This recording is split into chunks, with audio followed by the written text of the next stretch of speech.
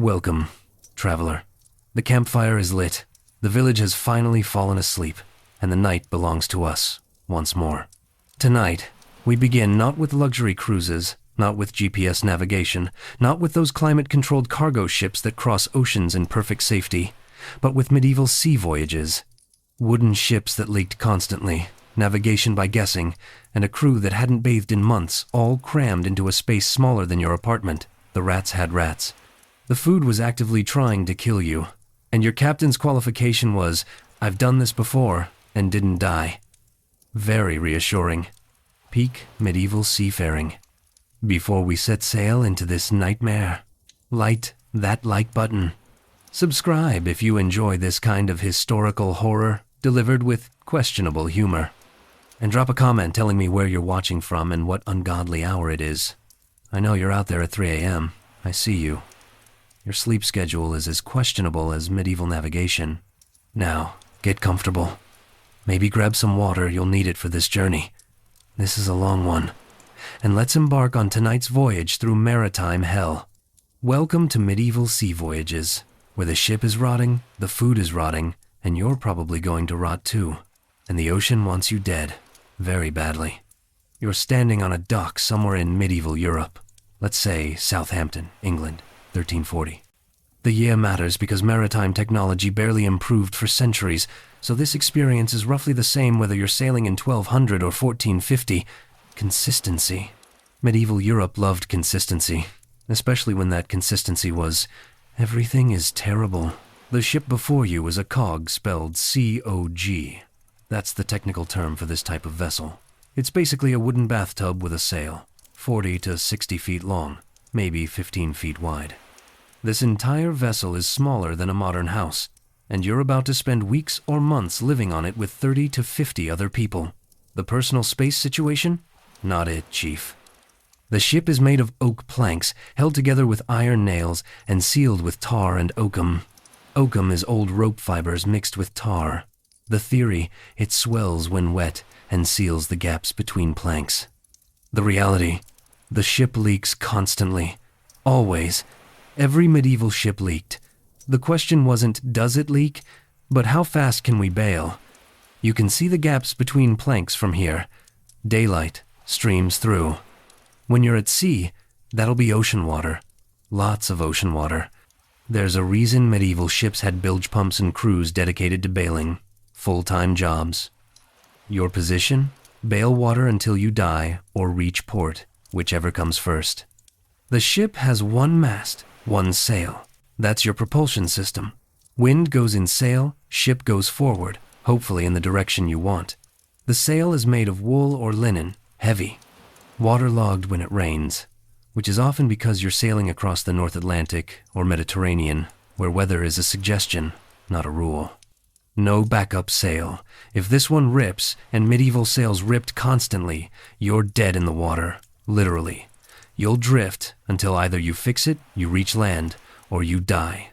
The ocean doesn't care which happens first. The rudder is a massive wooden board attached to the stern. Steering this thing requires multiple strong men. It's not a little wheel like modern ships.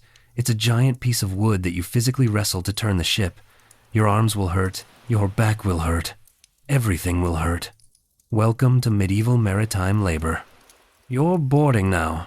Up the gangplank. The wood is slippery with seawater and algae and mystery substances. Don't think about the mystery substances. You're stepping onto the deck. The entire deck is maybe 40 feet long. This is your world now. 40 feet of wooden deck that's constantly wet, constantly moving, and constantly dangerous. No railings in the modern sense. Some ships have a small raised edge. Some don't. If you fall overboard, you're gone. Can't swim in medieval clothing, the wool soaks up water like a sponge and pulls you straight down. The ocean claims you in minutes. No rescue, no coast guard, just death. The crew is already aboard. 30 men, maybe 40. They smell. This isn't a joke setup. They genuinely smell terrible. Nobody's bathed in weeks.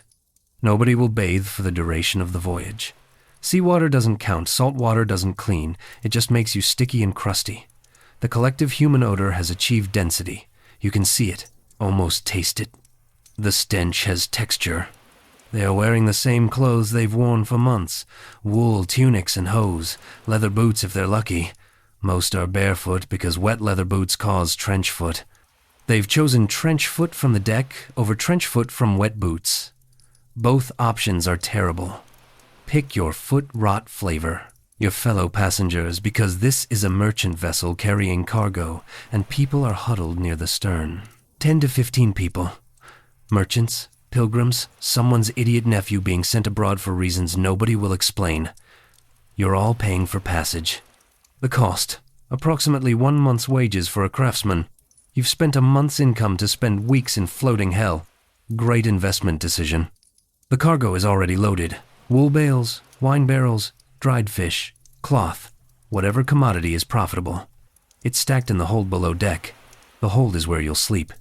With the cargo, and the rats, and the bilge water, and the smell of rotting food mixed with human waste mixed with seawater, the combination would make a skunk weep. Speaking of rats, there they are. Dozens of them, maybe hundreds. They live in the hold, in the cargo, in the walls, everywhere. Medieval ships were rat apartment complexes. The rats are thriving. You can hear them squeaking, fighting, breeding. They're living their best lives. You're about to live your worst. The captain approaches. He's maybe 40 years old, which makes him ancient by medieval standards. His face is weathered like old leather. His hands are covered in scars from rope burns, splinters, and various maritime injuries.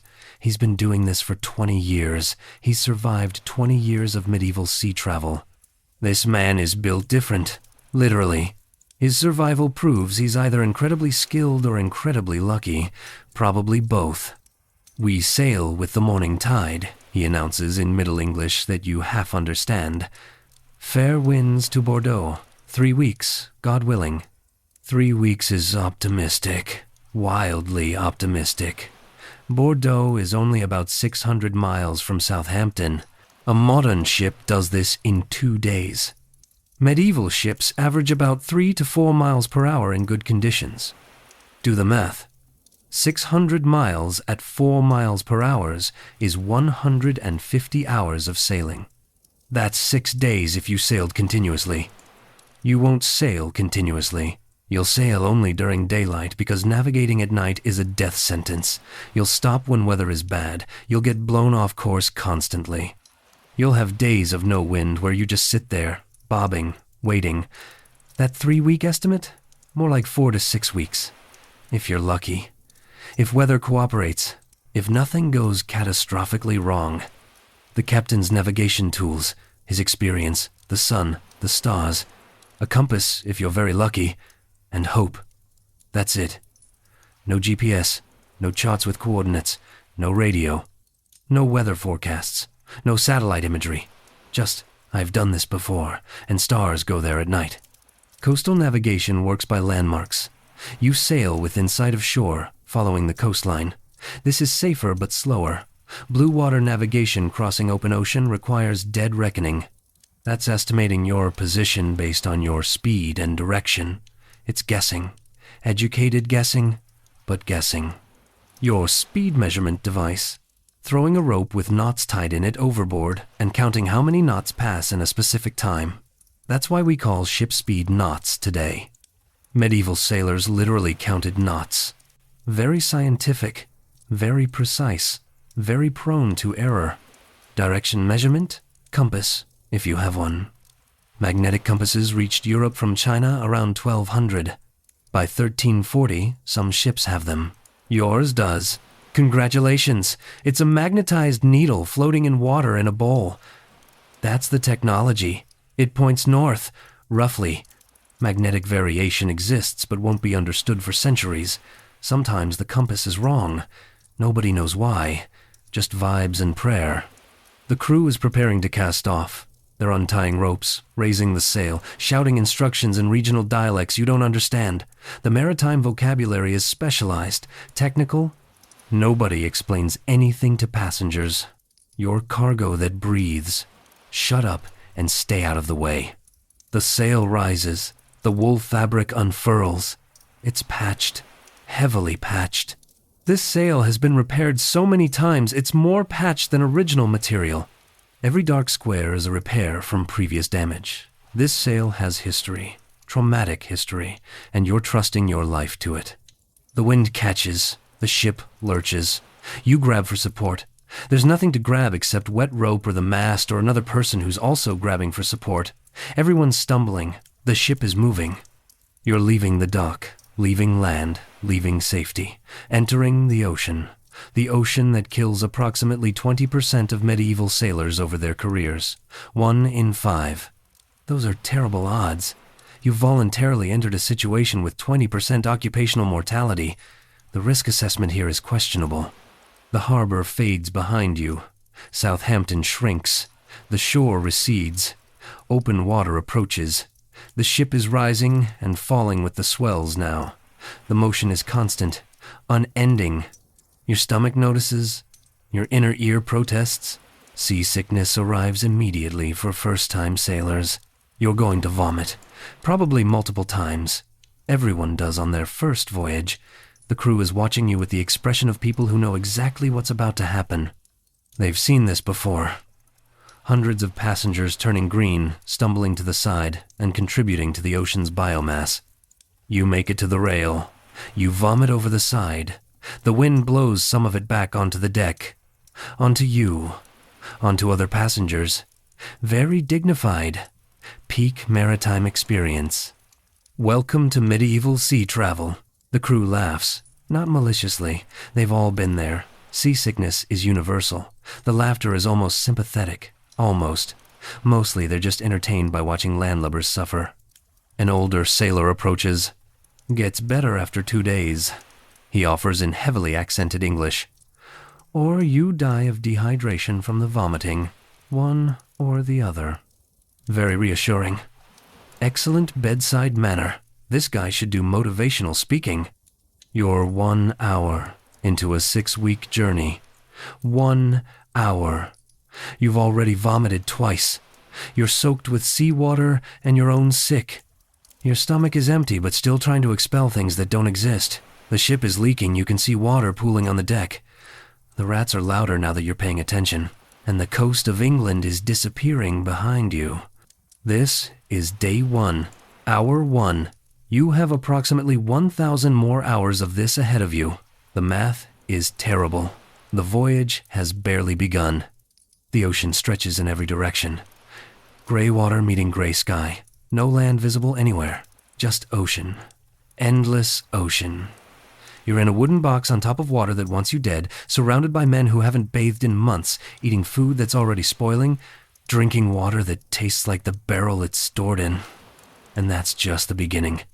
We haven't even talked about the food yet, or the sleeping arrangements, or the storms, or the diseases, or the very real possibility of pirates, or the navigation errors that could put you hundreds of miles off course.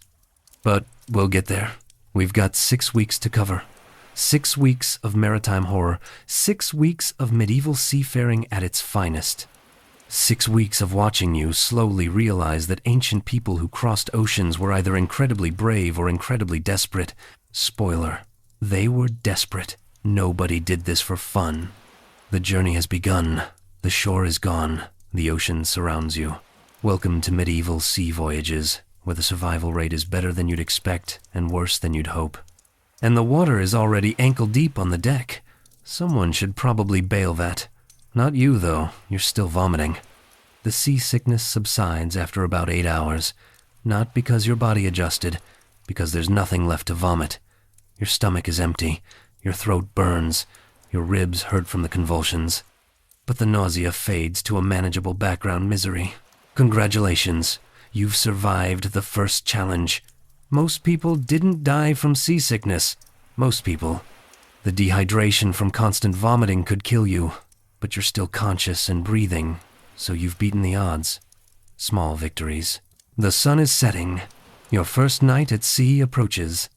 Time to discover where you'll sleep for the next 6 weeks. Spoiler, you're not going to like it. Below. The captain gestures to a hatch in the deck. A square hole maybe 3 feet across. wooden ladder descending into darkness. That's the entrance to the hold, your bedroom, your dining room, your everything room. You climb down. The ladder is slippery. The rungs are worn smooth from decades of use. Don't fall. If you fall and break something, there's no medical care beyond pray about it and maybe tie some cloth around it. The ship's medical officer is whichever crew member has seen the most injuries, his qualification. I watched someone set a bone once. You reach the bottom. Your eyes adjust to the darkness. There's one oil lamp burning. One. For the entire hold. The light is dim, flickering, inadequate. You can barely see. But you can smell. The smell is comprehensive, all-encompassing. A symphony of terrible odors playing in perfect, horrible harmony. Let's break down the components of this olfactory nightmare. Layer 1, bilge water. The bottom of the ship collects water from leaks, rain, waves, everything. It pools in the bilge. This water is a mixture of seawater, rainwater, vomit, urine, and things we won't discuss. It's been there for months, years, possibly. Ships rarely fully empty their bilge. The smell is like death's armpit. If death had been dead for 3 weeks in summer heat. Layer 2, the cargo. Wool bales that are damp and molding. Wine barrels leaking. Dried fish that's rehydrating in the moisture and rotting. Cloth that's mildewing. Everything is organic. Everything is decomposing. The cargo is achieving new states of decay never before documented by science. Layer 3, human habitation. 30 crew members have been living in this space between voyages. Sleeping here, eating here, existing here. They haven't cleaned. Medieval people didn't really understand cleaning in the modern sense. Sweeping, maybe. Actual sanitation? Never heard of her. Layer 4, the rats. Dozens of them. Hundreds, possibly. They're everywhere. In the cargo, in the walls, running across the floor. They're squeaking, fighting, breeding. Rats defecate constantly. Rat urine has achieved critical mass. The rats are living their truth, and their truth smells terrible. Layer 5. You and the other passengers. 15 people who've been vomiting for 8 hours. Nobody's bathed. Nobody will bathe. Everyone's wearing wool that's soaked with seawater and sweat and vomit. The collective human funk adds depth to the aromatic profile. Combine all 5 layers. Let them ferment together in an enclosed space with limited ventilation. Congratulations! You've created a smell that violates international treaties. If smell-o-vision existed, this would be classified as a weapon of mass destruction. The space itself is maybe 12 feet wide and 30 feet long. That's 360 square feet. For 45 to 60 people, that's 6 to 8 square feet per person. You have less personal space than a prison cell. Medieval prisons had better space-to-person ratios. The accommodations are worse than jail. The ceiling height is about 4 feet, maybe 5 at the highest point. You cannot stand upright. Nobody can stand upright. You're hunched over constantly. Your back will hurt. Your neck will hurt. This is your posture for 6 weeks. The cargo takes up most of the space. Wool bales stacked 6 feet high. Wine barrels lashed together. Fish barrels secured to the hull. You're sleeping between cargo stacks, in the gaps, in the spaces not occupied by commercial goods. Your bed is wherever you can find space to lie down. There are no bunks, no hammocks. Those won't be adopted by European ships for another 200 years. Just floor space. You're sleeping on wooden planks that are wet from bilge water and covered in rat droppings. You find a spot between 2 wool bales. This is yours now. Claim it. Defend it. If you leave to go above deck, someone else might take it. Personal space is a competitive sport. You have a blanket. One blanket. You brought it from home. It's wool. It's already damp from the sea air. It'll stay damp for the entire voyage. Wet wool smells like wet dog. You smell like wet dog now. Everyone smells like wet dog. The entire ship is a wet dog convention. No pillow. You can bunch up your spare clothes if you have spare clothes. Most people have one outfit, the one they're wearing. You're wearing your pillow. This is your life now. The crew has staked out their territory. They sleep closer to the latter prime real estate because it's closer to fresh air and escape routes. They've been doing this for years. They know the good spots. You get the leftovers, the spaces near the bilge, the gaps between cargo where rats congregate. Speaking of the crew, let's meet your shipmates. The people you'll spend 6 weeks with in close quarters. The people whose body odor you'll become intimately familiar with. Your floating family. The captain already met him. He's 40-ish, which is ancient. He's survived 20 years of this. He's got experience, which means he's less likely to kill you through incompetence. Only slightly less likely. His navigation is still mostly guessing. The first mate, second in command, 30 years old, missing 3 fingers from a rope accident. Ropes under tension can slice through flesh like butter. He learned this the hard way. He shouts orders constantly, very loud, very aggressive. His management style is yell until compliance. The sailing master handles the actual sailing, reading wind, adjusting the sail. He's been doing this since he was 12. That's 18 years of experience. He knows the wind patterns. Allegedly. Sometimes the wind doesn't cooperate with his knowledge. The wind does what it wants. The bosun manages the deck crew. Built like an ox. Has to be his job as hauling rope and moving cargo. Each rope weighs hundreds of pounds when wet. His arms are the size of your thighs. He can lift things that should require 3 people. Medieval CrossFit champion. The carpenter maintains the ship, fixes leaks, repairs damage. His job is preventing the ship from sinking. Very important job. High pressure. He's 35 and looks 60. The stress is aging him rapidly. Every creak of timber makes him flinch. The cook prepares the food. Prepares is generous. He has a brick firebox on deck for cooking. When weather permits fire, which isn't always. His culinary training, none. His qualifications, he hasn't poisoned the crew to death yet. The bar is underground. The deck crew, 20 to 25 men. Ages ranging from 14 to 50. They handle the sails, the ropes, the steering, the bailing. Their shift is whenever there's work, which is always. They sleep when they can. They eat when food exists. They exist in a state of constant, exhausted labor. The cabin boy, 12 years old. Orphan, probably. Runs errands, fetches things, gets yelled at constantly. Learning the trade through exposure therapy. His training program is don't die and eventually you'll know things. Very comprehensive. None of these people have bathed in weeks. Months, possibly. The collective hygiene situation is catastrophic. Medieval people bathed occasionally. Public bathhouses existed in cities but not at sea. Never at sea. Seawater doesn't clean you. Fresh water is too precious to waste on bathing. Their clothes haven't been washed in months. Wool, tunics, linen shirts, leather vests. Everything is salt-encrusted and stiff. The salt from dried seawater creates a crusty layer on all fabric. They're wearing salt armor.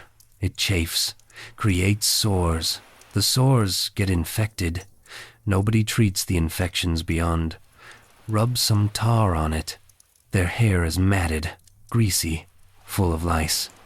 Everyone has lice. Everyone. Lice are universal.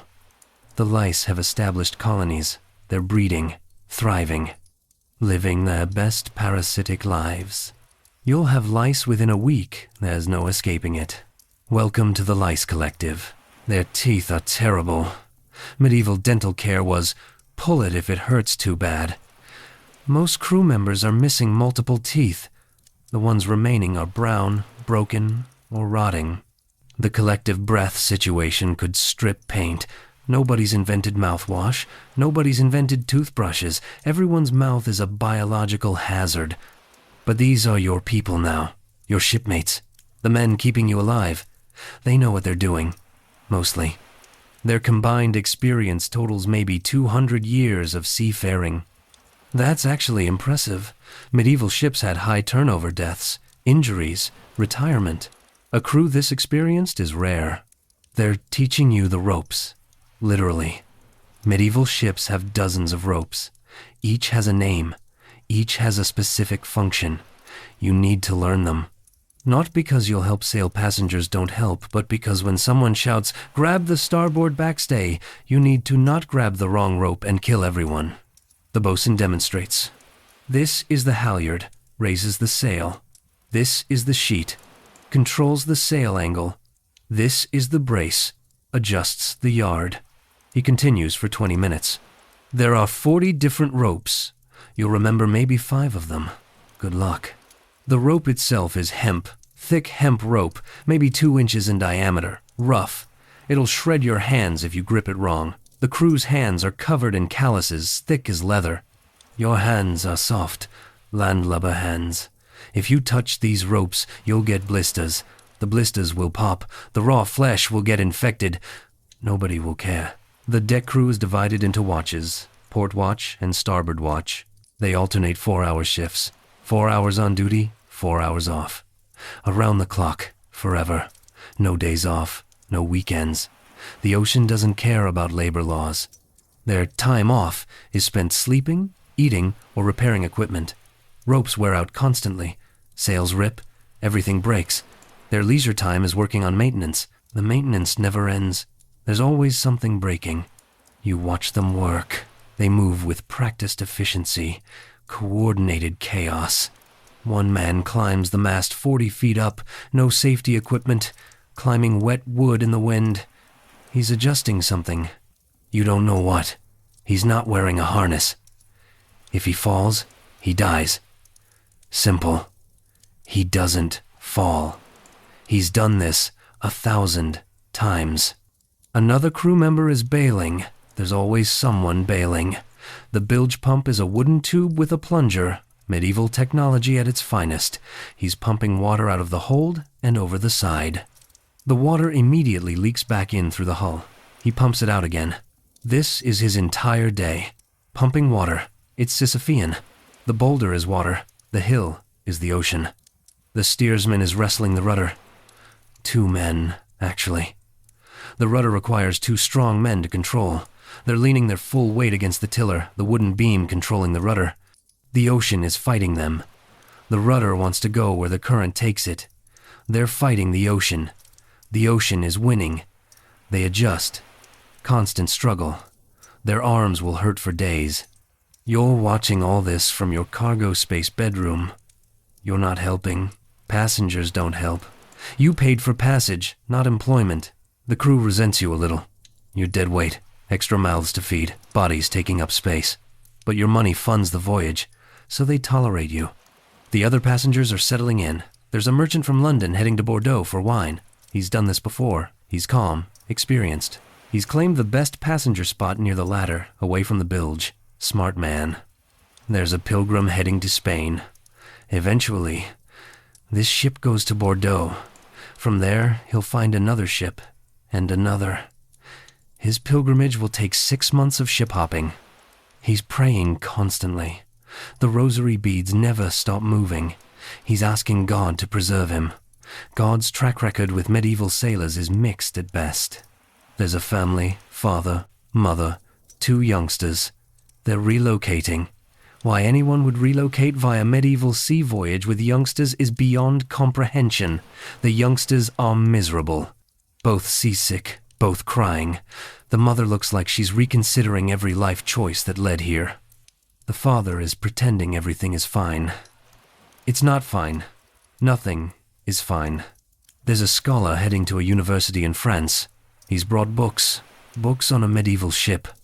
The moisture will destroy them. The salt air will corrode the pages. In 2 weeks, those books will be illegible, moldy lumps. He doesn't know this yet. You don't tell him. Let him have hope. There's a young woman traveling with her brother. Unmarried women don't travel alone. Socially unacceptable. The brother is her chaperone. They're heading to Bordeaux where she's marrying someone she's never met. Arranged marriage? She looks terrified. The brother looks resigned. Medieval family planning at its finest. The rest are merchants, traders, people with business abroad. Everyone has a reason for this nightmare. Nobody's doing it for fun. This isn't a pleasure cruise. This is economic necessity mixed with desperation. Night falls completely. The lamp burns low. The oil is precious, they won't refill it until morning. The darkness is absolute. You can't see your hand in front of your face. The only light is the lamp, and whatever moonlight penetrates through the deck hatch. The sounds intensify in the darkness. The ship creaks constantly. Every timber groans. The hull flexes with the waves. The sound is like the ship is screaming. Very reassuring. The carpenter says this is normal. Ships creak. If it stops creaking, that means it's breaking. Great comfort. The rats are louder at night. They're nocturnal. They're running across everything. Across the cargo. Across the floor. Across you. You feel tiny feet on your blanket. On your arm. A rat just ran over your face. You scream. The crew laughs. You'll get used to it, someone says in the darkness. You won't get used to it. Nobody gets used to rats running across their face while they sleep. That's not a thing. But you'll learn to tolerate it because you have no choice. The motion of the ship is constant. Rocking, pitching, rolling.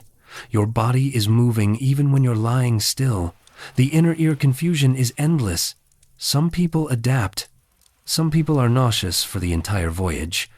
You don't know which category you're in yet. Time will tell. Someone's snoring. Multiple someones. The snoring creates a symphony. Different pitches, different rhythms. Some guy near you sounds like a chainsaw. Another sounds like a dying walrus. The acoustics in this enclosed space amplify everything. It's a concert of human sleep noises. Someone farts. The enclosed space means the smell lingers, hangs in the air, combines with the existing smells to create new levels of terrible. Medieval digestion was a biological weapon. The diet will get to the food soon created gas that could peel paint. You try to sleep. Sleep is difficult. The floor is hard. The blanket is damp. Rats are scurrying. People are snoring. The ship is creaking. Your back hurts from the hunched posture. Your neck hurts. Your stomach is still queasy. The smell is omnipresent.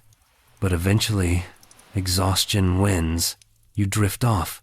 Your first night at sea. You dream of land, of beds, of buildings that don't move, of air that doesn't smell like death and decay. Your brain is escaping to happier places. You wake up when someone kicks you. Accidentally. There's no room. Everyone's tangled together. Personal space doesn't exist. You're sleeping inches from strangers. Medieval social distancing was, if you can't smell them, they're too far away. Morning comes. Light filters down through the hatch. The crew is stirring. Time to start the day. The work never stops. The ocean never sleeps. Neither do they. You climb the ladder. Emerge onto the deck. Fresh air. Relatively fresh.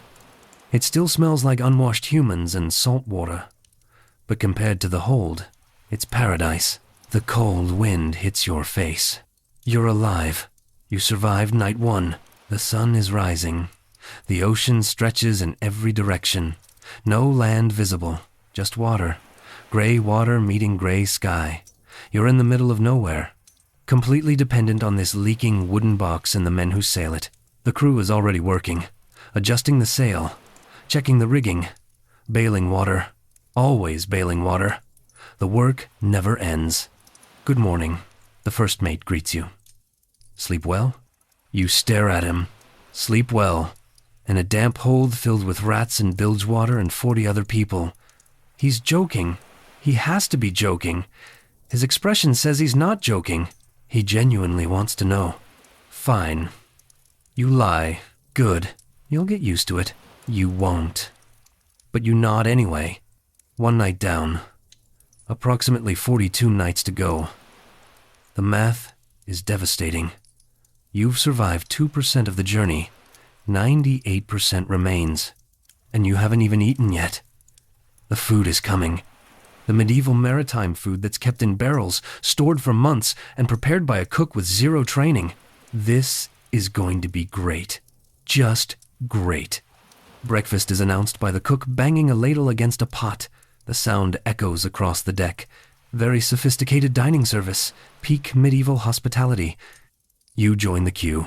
15 passengers plus 30 crew members all waiting for food. There's no dining hall, no tables, no chairs. You eat standing up on the deck or sitting on whatever surface you can find. The dining room is wherever you're currently located. The cook has set up his station near the mast. There's a brick firebox, basically a box filled with sand and bricks where he can build a small fire without setting the wooden ship ablaze. Allegedly, ships caught fire regularly. This cook hasn't burned the ship down yet. His safety record is undefeated. So far. The fire is tiny, barely enough heat to warm anything. Cooking isn't really cooking. It's making cold things slightly less cold. The culinary technique is primitive. The equipment is one pot, one ladle. That's the entire kitchen. You reach the front of the line. The cook hands you a wooden bowl. The bowl is crusty with residue from previous meals. Nobody washes dishes properly. Washing requires fresh water, which is too precious to waste on cleanliness. The bowl gets a quick rinse with seawater. Seawater doesn't clean, it adds salt. Your food comes pre-seasoned with yesterday's dinner. He ladles something into your bowl. It's brown. That's the most specific description possible. Brown liquid with chunks. The chunks could be anything. Meat, maybe. Vegetables, possibly. Mystery substances, definitely. This is pottage. Medieval stew. The staple food of everyone who isn't rich. It's whatever food exists boiled in water until it achieves uniform consistency. The recipe is, throw everything in a pot and hope for the best. Today's pottage contains dried peas that were soaked overnight in seawater, salt, pork preserved in salt for months, hardtack broken into pieces, onions that are starting to rot, water from a barrel. That's it. Those are the ingredients. The peas are mushy, over-soaked. They've absorbed so much salt water, they're basically pea-shaped salt bombs. Each one is a sodium delivery device. The pork is from a pig that was slaughtered 6 months ago. It's been sitting in a barrel of salt ever since. The salt preserved it, technically.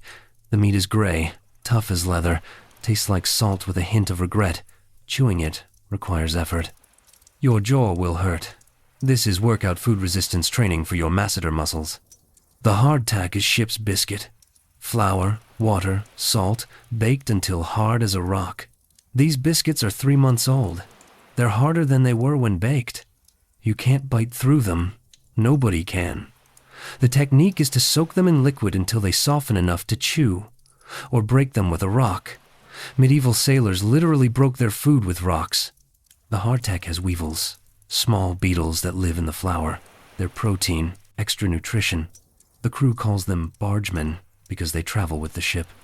Very cute nickname for food contamination. You fish out the visible weevils. The cook watches you. Leave them in, he advises. Extra meat. You're not eating the beetles.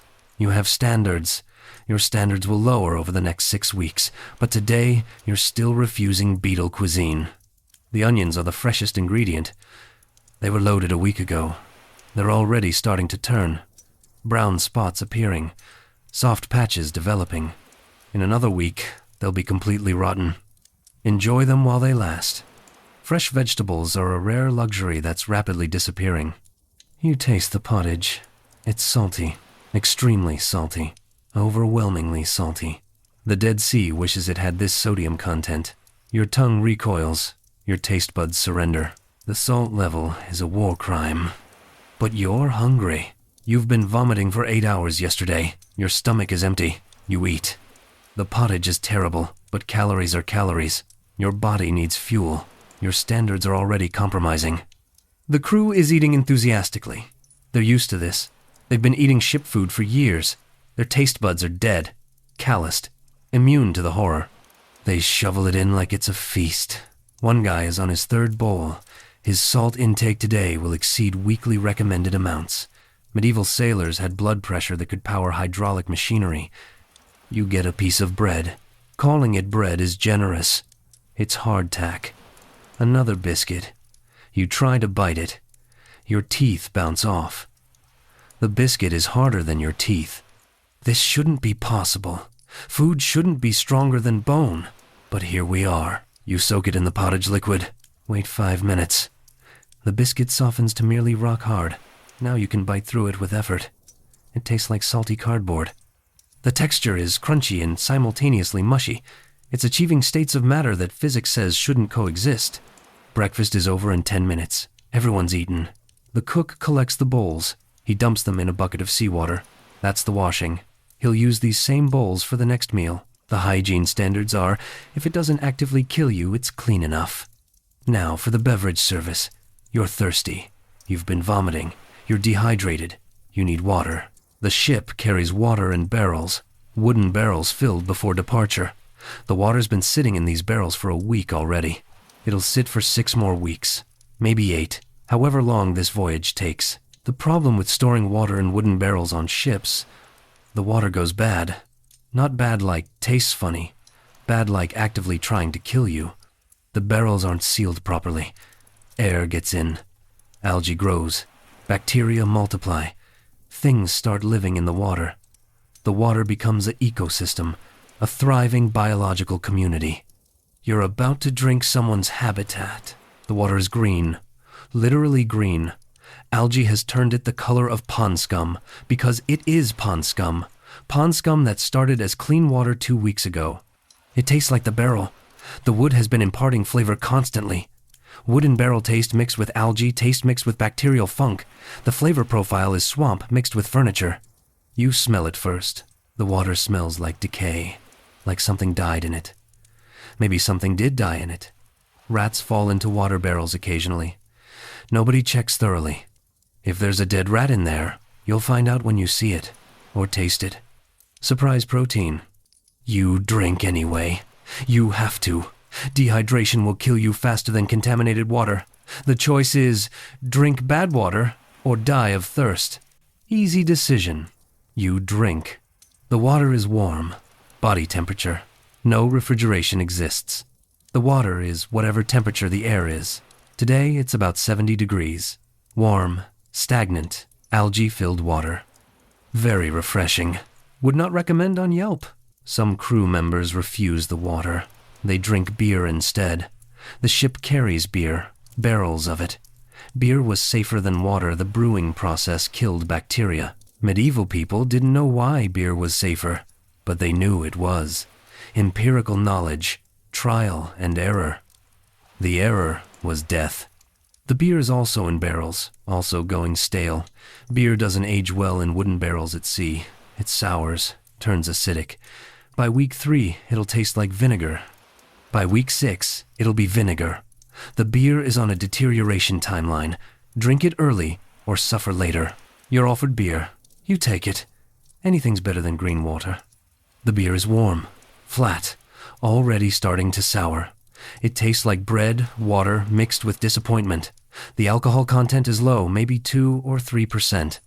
This is small beer, the medieval equivalent of light beer. You won't get drunk. You'll just get calories and hydration, and a lingering sense of regret. But it's better than the water. Marginally better. The bar is underground. Lunch is 4 hours later. Same food, same pottage.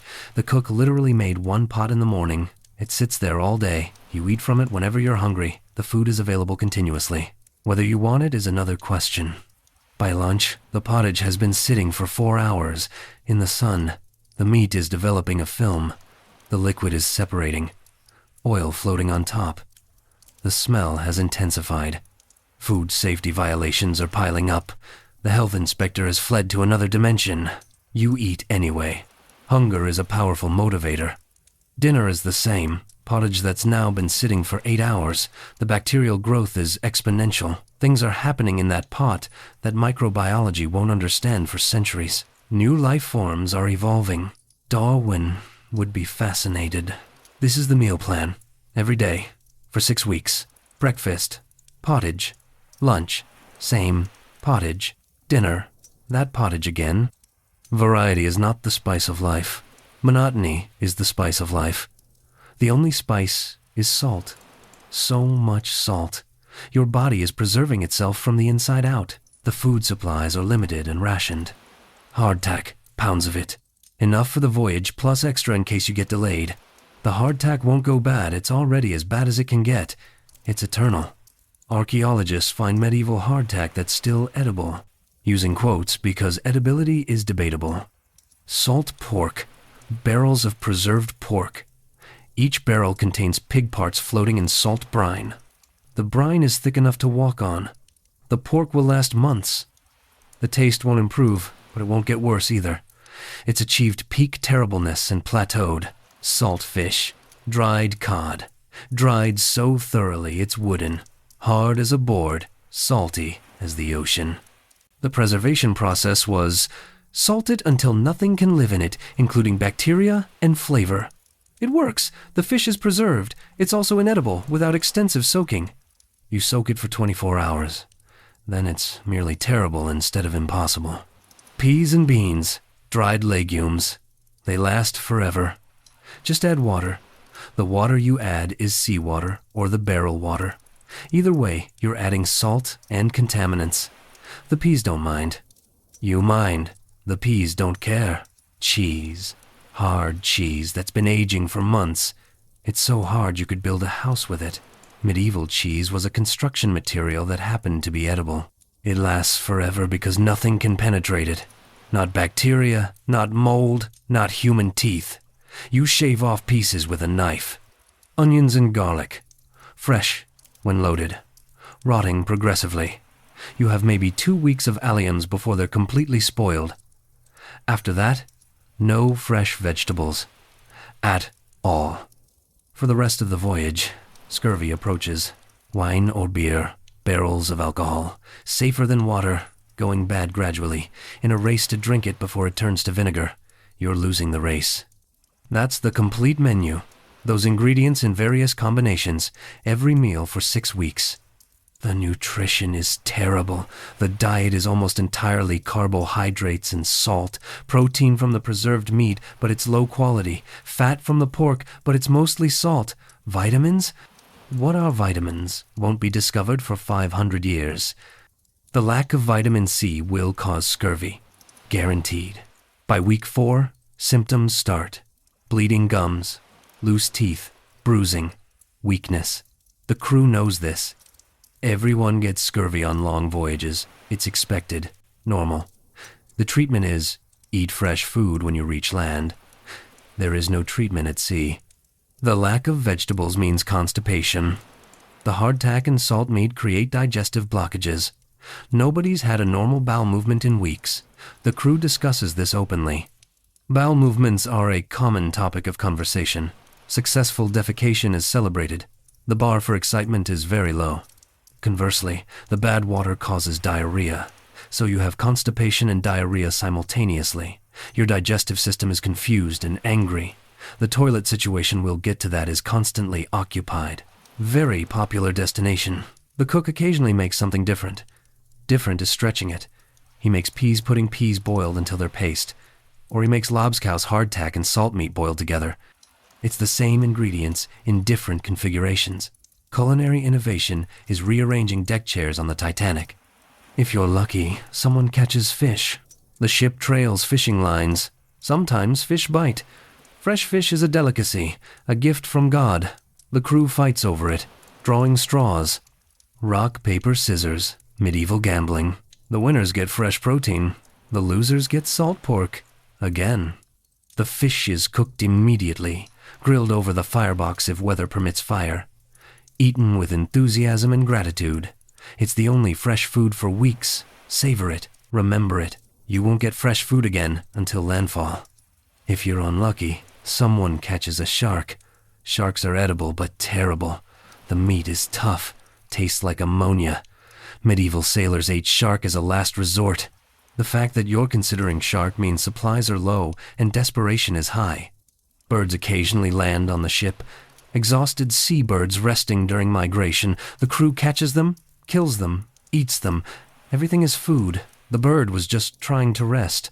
Now it's dinner. The ocean is cruel. Meal preparation is a communal event. Everyone watches the cook, offering suggestions, complaining about yesterday's food, requesting the impossible. Can you make something good? No. No, he cannot. He's working with salt, pork, and hardtack. Michelin stars aren't happening. The cook does his best. His best is terrible, but he's trying. He's working with Bronze Age technology and ingredients from the apocalypse. A for effort, F for outcomes. The food is historically accurate suffering. You're losing weight. Everyone loses weight on sea voyages. The caloric intake barely matches the expenditure. You're burning calories, just maintaining body temperature in the cold wind. The weight loss is gradual, but inevitable. By the end of 6 weeks, you'll be noticeably thinner. Medieval dieting plan. Go to sea. Your skin is getting worse. The salt air, the lack of fresh water for washing, the poor diet. Your complexion is deteriorating. Acne appears. Sores develop. Your skin is rebelling against the conditions. Nobody cares. Everyone looks terrible. It's uniform suffering. Your teeth feel weird. The lack of vitamin C is already affecting your gums. They're starting to swell slightly. Not enough to notice yet, but it's beginning. In 3 weeks, they'll bleed when you eat. In 5 weeks, your teeth will be loose. Scurvy is patient. It's coming for you slowly. But you're alive. You're eating. The food is terrible, but it's calories. You're drinking. The water is contaminated, but it's hydration. Your body is functioning, barely, minimally, but functioning. The crew is cheerful about the food. They're joking while eating. Could be worse, one says. How, you ask? Could be out of food entirely. He grins, missing 3 teeth. Scurvy took them on a previous voyage. He's right. Being out of food would be worse. These are your options, terrible food or no food. You choose terrible food. Every time. 2 days into the voyage, you've eaten 4 meals of pottage, drunk a gallon of questionable water, lost 3 pounds, gained 0 nutrients. This is medieval maritime dining, where the food is preserved, the water is alive, and your digestive system is staging a protest. Bon appétit. And may God have mercy on your intestines. Day 3. You're establishing a routine. Not a good routine. Not a comfortable routine. Just a pattern of survival behaviors that repeat daily until you reach land or die. Whichever comes first. The ship operates on a schedule determined by daylight and tide. Medieval sailors don't have clocks. Time is measured by the sun's position, the changing of watch shifts, and gut feeling. What time is it? Daytime. Very precise. Peak medieval time management. Dawn breaks around 6 a.m. The exact time varies because you're traveling and seasons exist, but let's say 6 a.m. for simplicity. The ship has been sailing all night. The night watch has been working in darkness, steering by stars and prayer. They're exhausted. Time to swap. The morning watch takes over. New crew members climb from the hold, rubbing sleep from their eyes. They relieve the night crew. The handoff is quick. Ship's on course, wind from the west, no problems. That's the entire briefing. Medieval status reports were concise. The captain emerges. He checks the horizon, looking for land that isn't there, checking for other ships. Pirates exist, weather exists, threats are everywhere. The ocean is full of things trying to kill you. Constant vigilance is required. He consults with the sailing master. They're discussing route and wind. The conversation is technical. You don't understand it. Terms like points to windward and running before the wind mean nothing to you. You're a landlubber. Sea talk is a foreign language. They make a decision. The sailing master shouts orders. The crew scrambles. They're adjusting the sail, changing the angle to catch the wind better. It's a coordinated dance of rope pulling and shouting. Everyone knows their role. It's chaos with purpose. You're just standing there, watching, trying to stay out of the way. Passengers are obstacles. Human cargo that moves and complains. The crew navigates around you like your furniture. Breakfast is served. Pottage, again. Same pot from yesterday, actually. The cook just added water and more hardtack. It's yesterday's dinner reheated and reconstituted. Medieval meal prep is efficiency through repetition. You eat. Still terrible. Your taste buds are starting to surrender. The salt is numbing them. By week 2, you won't taste anything. The food will just be texture and temperature. Salty mush. That's all food is now. After breakfast, the day stretches ahead. Hours and hours of nothing. No entertainment, no activities, no diversions, just ocean. What do you do all day on a medieval ship? Let's explore your options. Option 1. Watch the ocean. The ocean is vast and unchanging. Gray water, gray sky. Sometimes blue if you're lucky. Mostly gray. You stare at waves. The waves are hypnotic. Endless. After an hour, you've seen every wave that exists. They're all the same. But you keep watching because what else is there? Option 2. Watch the crew work. They're constantly working. Always something to do. Ropes to coil, sails to adjust, deck to swab, equipment to repair. You watch them bale water. The baling never stops. It's like watching paint dry, except the paint is water and it never dries. Option 3. Talk to other passengers. You've exhausted all conversation topics by day 2. Everyone's told their life story. Now you're discussing the weather. Still windy. Yep. Ocean's still there. Sure is. Riveting dialogue. The conversation well has run dry. Option 4. Sleep. You can sleep. Many passengers sleep during the day. There's nothing else to do. Why stay conscious? Sleep passes time. The hold is dark and warmish. You can lie down and escape reality for a few hours. Depression, napping, the medieval pastime. Option 5. Get in the way. You can wander around the deck getting in the way of working crew. They'll yell at you. You'll move. You'll immediately be in someone else's way. The deck is only 40 feet long. There's nowhere to stand that isn't someone's workspace. Option 6. Pray. The pilgrim prays for hours, rosary beads clicking constantly, prayers muttered in Latin. If you're religious, this passes time. If you're not, you're watching someone else pray. Equally boring, but with guilt. Option 7. Read. If you brought a book and can read, most people can't. You can read, in the dim light, while the ship rocks. Enjoy your motion sickness and eye strain. The scholar with books is trying to read.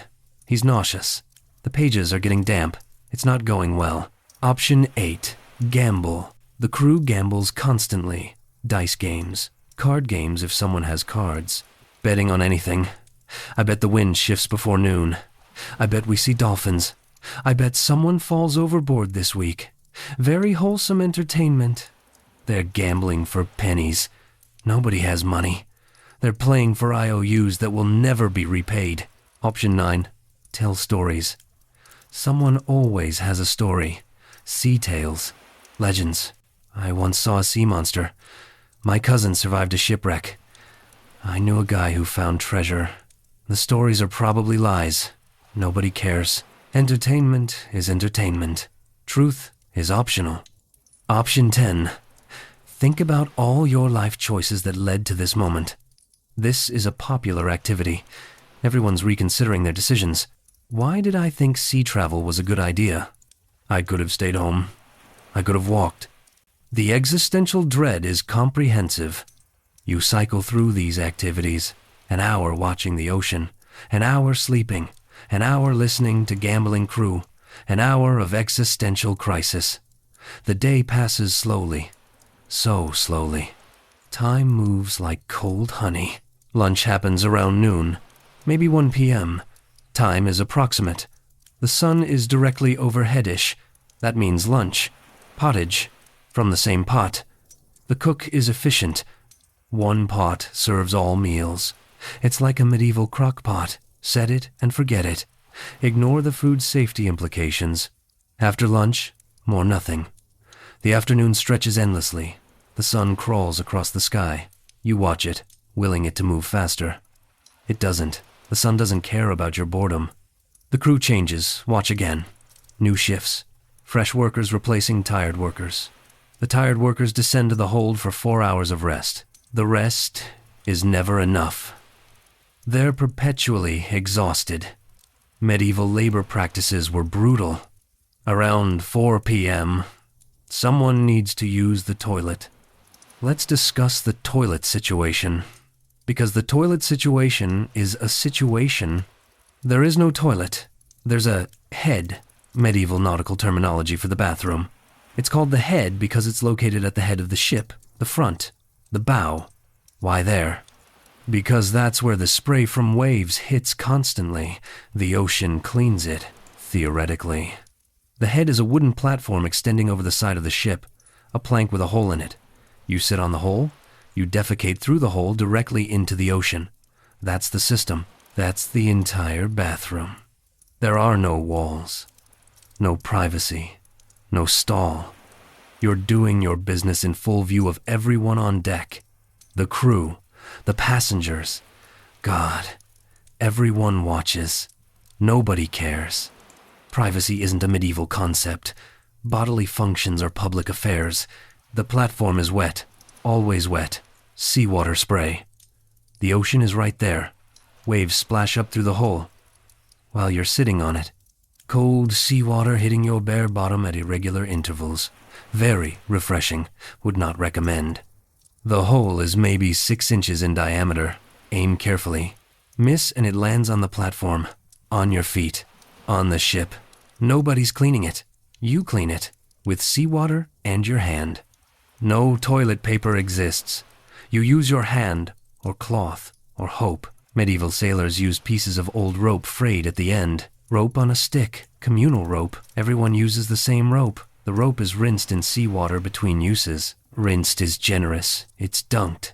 The bacteria transfer is comprehensive. You brought cloth from home for this purpose. Rags. You're using rags. Disposable rags, because you're throwing them overboard after. You're not reusing them. You have standards. The standards are low, but they exist. The position is precarious. You're hanging your ass over the ocean while sitting on a wet board attached to a moving ship. The ship rocks. You rock. Don't fall in. People have fallen in. They died. The ship can't stop quickly. By the time the ship stops and turns around, you've drowned or hypothermia got you. The ocean is cold. You're dead in minutes. Hold on to the ropes attached to the platform. Safety ropes. They're slimy, covered in spray. Your grip is questionable. Don't think about falling. Think about other things. Happy things. Land things. Anything but the fact that you're defecating over the ocean while waves splash your genitals. The constipation from hardtack makes this process lengthy. You're sitting there for 20 minutes, straining. Everyone's watching. The crew is making jokes. Having trouble? Need help? Hilarious. Maritime comedy at its finest. Eventually. Success. Relief. You clean up with your rag. Throw it overboard. Stand up carefully. The platform is slippery. Walk back to the deck. Everyone applauds sarcastically. Well done. Good effort. The bathroom experience is a spectator sport. Urination is simpler. Men pee over the side. Anywhere. Just aim for the ocean. Try not to hit the hull. The wind blows pee back sometimes. Choose your spot wisely. Windward side or leeward side matters. Physics and urine streams intersect. Women have it worse. Much worse. Women can't just hang it over the side. They need to squat, or use a bucket. The bucket is emptied overboard afterward. The bucket sloshes. The ship rocks. The bucket spills. It's a whole ordeal. Medieval maritime gender inequality extended to bathroom facilities. The family with youngsters, those young ones are suffering. Youngsters and toilets and moving ships don't mix well. Accidents happen. The mother is constantly cleaning up after accidents. With seawater and rags and resignation. She looks like she's aged 10 years in 3 days. Parenting on ships is extreme difficulty mode. Now let's discuss hygiene, or the complete lack thereof. Nobody bathes. Nobody. Not the crew. Not the passengers. Not the captain. Zero bathing happens at sea. The journey from port to port is a bath-free zone. Why no bathing? Several reasons. Reason 1. Fresh water is too precious. The water is for drinking. Barely enough for that. Certainly not enough for washing. Every drop of fresh water is rationed. Using it for bathing is wasteful. Unthinkable. You'll die of thirst before you die of dirt. Reason 2. Seawater doesn't clean. It's salt water. Salt water doesn't remove dirt. It adds salt. You'll be sticky and crusty and still dirty. Maybe worse. Saltwater bathing is pointless. Medieval people knew this through experience. Reason 3. It's cold. The ocean is cold. The air is cold. Getting wet means hypothermia risk. No way to warm up except the tiny firebox that's often extinguished due to weather. Getting wet could kill you. The risk-benefit analysis says don't bathe. Reason 4. No privacy. Where would you bathe? On deck in front of everyone? In the hold with 40 people watching? Privacy doesn't exist. Public bathing is the only option. Nobody wants that. So nobody bathes. For 6 weeks. 45 days of accumulating dirt, sweat, salt, and various bodily fluids. The hygiene situation deteriorates daily. You haven't washed your face in 3 days. Your skin is sticky with salt spray. Your hair is stiff and crunchy, matted, starting to form dreadlocks unintentionally. The salt is acting like hair gel. Natural product. Organic. Terrible. Your clothes haven't been washed. Can't wash them. They're the only clothes you have. You're wearing them. Even if you wash them, they wouldn't dry. Everything is damp. The salt air, the spray, the humidity. Nothing dries completely. You're wearing damp wool for the entire voyage. The wool is developing a smell. Body odor mixed with salt, mixed with whatever you've spilled on yourself. The smell is becoming sentient, achieving consciousness. Your clothes are a biohazard. Your undergarments, if you're wealthy enough to have undergarments, are becoming structural engineering problems. The fabric is degrading. Chafing occurs. Everything chafes. The salt, the damp, the constant friction. Your inner thighs are raw. Your armpits are raw. Sensitive areas are suffering. The crew's clothes are worse. They've been wearing the same outfit for months. The fabric is so encrusted with salt and dirt it stands up on its own. You could remove their tunic and it would hold the shape of their body. The clothes are achieving independence from the wearer. Your teeth are fuzzy. You haven't cleaned them. No toothbrushes exist. Some people use twigs to scrub. The crew chews on rope fibers. You're doing nothing. Your teeth are developing a film. A bacterial civilization. Your tongue can feel it, taste it. Your breath is terrible. Everyone's breath is terrible. The collective halitosis could kill plants. Your fingernails are black with grime. Under the nails, around the nails. Impossible to clean without tools and water. The dirt is permanent now. You've given up. Clean fingernails are a land luxury. The lice have arrived. You've got them. Everyone has them. Lice transfer between people sleeping in close quarters is inevitable. They're in your hair, in your clothes, biting, itching. You scratch constantly. Everyone scratches constantly. The ship is a scratching symphony. The lice lay eggs, nits, tiny white eggs attached to hair shafts. Your head is becoming a nursery. The lice are breeding, thriving, having generations of youngsters in your hair. It's a lice dynasty. You're hosting an empire. Delousing is a social activity. People sit in pairs and pick lice from each other's hair, crushing them between thumbnails. It's bonding, quality time, medieval social grooming. The parent with youngsters is doing this constantly, picking lice from their kids' hair. It's a losing battle. The lice reproduce faster than she can kill them. Fleas are also present, from the rats. The rats have fleas. The fleas transfer to humans. You're getting bitten, red welts on your skin, itchy. Some fleas carry disease. Plague, potentially. You don't know which bites are harmless and which are fatal. The suspense is terrible. Your skin is breaking out.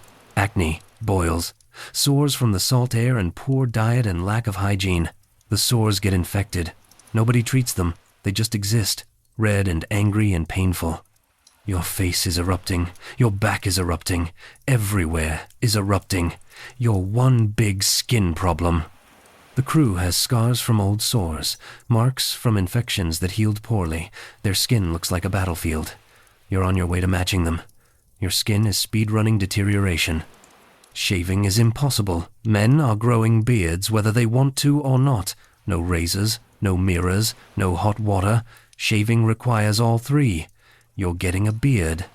The beard is coming in patchy and terrible. It itches. You scratch it constantly, adding to the overall scratching chorus. The smell, the collective human smell. 45 unwashed people in close quarters. The stench is comprehensive. You can't smell yourself anymore. Olfactory fatigue has set in. But you can smell everyone else. They can smell you. Everyone smells everyone. It's a smell potluck. Everyone brought something terrible. The smell has layers. Body odor, base, note, unwashed hair, middle note, dirty clothes, top note, bad breath, accent note, feet, bass note, the foundation everything builds on. Combined, they create a smell that has density, mass. You can feel it in your lungs. The air is thick with human funk. Breathing is an olfactory experience. Each breath is a reminder that hygiene is dead. But this is normal. This is expected. Everyone accepts it. This is just how sea travel is. You can't change it. You can't fix it. You just endure it. For 6 weeks, until you reach land and can finally bathe. The crew is cheerful about it. Could be worse, the bosun says. How, you ask? You keep asking this question. Could be summer. Hotter. Smell worse. He grins. Several teeth missing. Gums receding. Scurvy veteran. He's right. It could be worse. Summer voyage would be hotter. More sweat. More smell. Winter voyage would be colder. Hypothermia risk. Spring or fall is optimal. You're traveling in spring. Lucky you. Day 3 ends. The sun sets. You descend to the hold. The smell hits you anew after hours on deck. The fresh air makes the hold smell worse by contrast. Sensory whiplash. You find your spot. Lie down. The rats are active. They're walking on you. You're too tired to care. Let them walk. They're not biting. Yet. You close your eyes. 3 days down. 42 to go. You're 1/15 of the way through this voyage. The math is still terrible. But you're alive. Dirty. Itchy. Smelly. Digestively distressed. But alive. Tomorrow you'll wake up and do it all again. Same routine. Same boredom. Same hygiene nightmare. This is medieval sea travel, where bathing is forbidden, toilets are public planks, and everyone smells like they died 3 weeks ago but forgot to stop moving. Very romantic. Peak maritime adventure, day 7. You've been at sea for a week. You've established that the food is terrible, the accommodations are worse, and hygiene is a distant memory. Now let's discuss what happens when the weather decides to kill you. Because the weather will try to kill you. Frequently. Enthusiastically. The ocean doesn't care about your survival. The atmosphere actively wants you dead. You wake up on day 7 and something's different. The motion of the ship has changed. Instead of gentle rocking, it's lurching, pitching forward and back, rolling side to side. The movement is violent, aggressive. Your stomach immediately protests. You climb up to the deck. The wind hits you like a physical force. It's strong, really strong, gusting, the kind of wind that makes standing difficult. You grab the mast for support. The crew is already working, shouting over the wind, faces grim. The sky is gray, dark gray, storm clouds rolling in from the west. The clouds are moving fast, too fast. You can see the storm approaching. It's maybe an hour away, maybe less. The crew is preparing. Storm coming, the captain shouts. Unnecessary announcement. Everyone can see the storm, but he's establishing that yes, this is a problem, and yes, we need to prepare. The crew scrambles into action. They're securing everything. Cargo gets additional lashing, barrels tied down, loose items stowed. Anything that can move gets secured. The wind will throw unsecured items around like toys, people included. They're lowering the sail partway. Not fully, they need some sail to maintain control. But a full sail in a storm will rip. Or worse, it'll catch too much wind and capsize the ship. The sail area needs to be reduced. Storm sailing is about survival, not speed. The passengers are ordered below deck. Get in the hold. Now! The first mate shouts. You're obstacles. Liabilities. Dead weight that might wash overboard. They need you out of the way. You descend to the hold. All the passengers cramming into the dark space. The hatch gets secured above you. You're locked in, trapped. If the ship sinks, you're sinking with it. The hatch is your coffin lid. Very reassuring. The storm hits 30 minutes later. You know it hits because the ship lurches violently to one side. A wave just slammed into the hull. The timber groans. Actually, groans. The sound is like the ship is screaming. Wood shouldn't make that sound. That's the sound of structural stress, of fibers stretching beyond their design limits. Another wave. The ship pitches forward. The bow dips down. You're sliding forward. Everyone's sliding forward. Cargo shifts. Someone screams. The ship levels out. Briefly. Then it pitches back. You're sliding backward now. The motion is chaotic. Unpredictable. Up and down. Side to side. Rolling and pitching simultaneously. Your inner ear is confused. Your stomach is revolting. Everyone's vomiting. The hold smells like fear and bile. Water is pouring in. Not from leaks, well, yes, from leaks, but also from above. Waves are washing over the deck. The water is pouring through gaps around the hatch. Through cracks in the hull, the hold is flooding. Not catastrophically flooding, not yet. But the water is ankle deep, then knee deep. The bilge pumps can't keep up. The crew above is pumping frantically. You can hear them shouting, working, fighting the ocean. You're sitting in water, cold sea water. It's sloshing around. Each wave adds more. The cargo is floating, barrels breaking free of their lashings. A wine barrel just slammed into the hull. The barrel cracked. Wine mixing with seawater. Very expensive seawater now. The ship is creaking constantly. Every timber protesting. The sound is terrifying. This is a wooden box held together with iron nails and hope. The ocean is testing every joint, every plank, every nail. The ship is flexing, bending, moving in ways ships shouldn't move. Something above snaps, a loud crack like a tree breaking. Part of the rigging just failed. A rope broke, or a spar, or something important. The crew is shouting, swearing, running. You can hear boots pounding on the deck above. The storm continues for hours. 3 hours. 4 hours. Time loses meaning in the darkness. The oil lamp went out. Water extinguished it. You're in complete darkness. The only sensation is motion. Violent, chaotic, terrifying motion. People are praying, out loud, shouting prayers over the storm noise. The pilgrim is leading a group prayer. Latin words you don't understand. Doesn't matter. Prayer is universal. Everyone's praying. Even the non-religious. The atheists found God about 20 minutes into this storm. The youngsters are screaming, terrified. Their mother is trying to comfort them. It's not working. How do you comfort youngsters when you're all so terrified? When the ship might sink? When death is a real possibility? You can't. You just hold them and hope. The merchant from London is surprisingly calm. He's been through this before. It'll pass, he says. Storms always pass. His confidence is either reassuring or he's in denial. Hard to tell. The water in the hold is waist deep now. Rising. The cargo is completely submerged, floating, bumping into people. A barrel just hit you. Your ribs will bruise. Better bruised ribs than drowning. The bar is underground. You can hear the crew above deck. They're still working, still fighting, bailing, pumping, securing.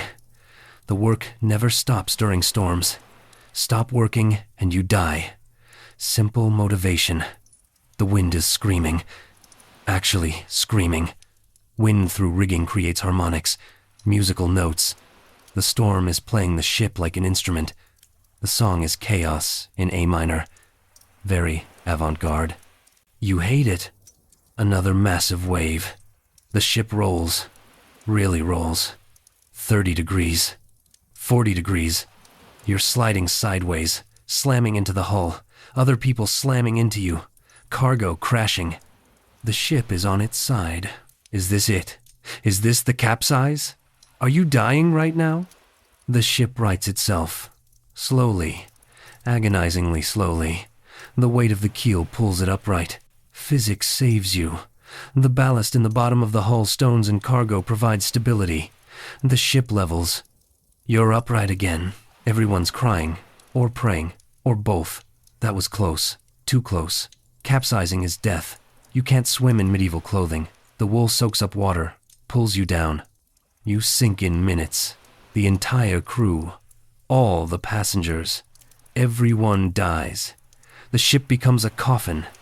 But you didn't capsize. You're alive, still terrified, still convinced you're about to die, but currently alive. The storm continues. Wave after wave, the ship climbs each wave, reaches the crest, drops down the other side. The drop is like a roller coaster. Your stomach floats, weightless for a second. Then you crash into the trough. The impact is violent. The ship shudders. You're going to be sick. Everyone's sick. The vomit adds to the water sloshing around. The hold is now seawater, vomit, wine, and terror. The smell is indescribable. If you survive this, you'll remember this smell forever. Trauma has an odor. This is it. 5 hours in. The storm shows no signs of stopping. You're exhausted, terrified, soaked, cold. Your body is bruised from being thrown around. Your hands are raw from gripping whatever you can find. Your throat is sore from screaming. Everyone's screaming. The storm drowns it out. The ship lurches differently. Something's wrong. Different wrong. The movement changed. You can feel it even in the chaos. The rudder just broke. You don't know how you know. You just know the way the ship is moving, spinning, no longer responding to steering. The crew above is shouting different words, panic words. The rudder failed. Without the rudder, the ship can't steer, can't maintain heading. The wind and waves push the ship wherever they want. You're adrift, at the mercy of the storm. The crew has lost control. This is how ships sink. Not from leaking, not from waves. From losing control and getting hit broadside by a wave. Broadside waves can capsize ships. You need to face waves bow first. Slice through them. Sideways is death. The crew is improvising. You can hear them working on something. Rigging a temporary rudder. Using oars. Something. They're fighting to regain control. Whether they succeed determines if you live or die. 6 hours into the storm. The worst 6 hours of your life. Your previous worst day, whatever it was, is now second place. This is the new champion. The platinum standard of terrible experiences. The motion is slightly different now. Still chaotic, but with purpose. The crew regained some control. The improvised steering is working. Barely. Minimally. But working. You're facing into the waves again. The ship is riding them instead of being rolled by them. The storm begins to weaken.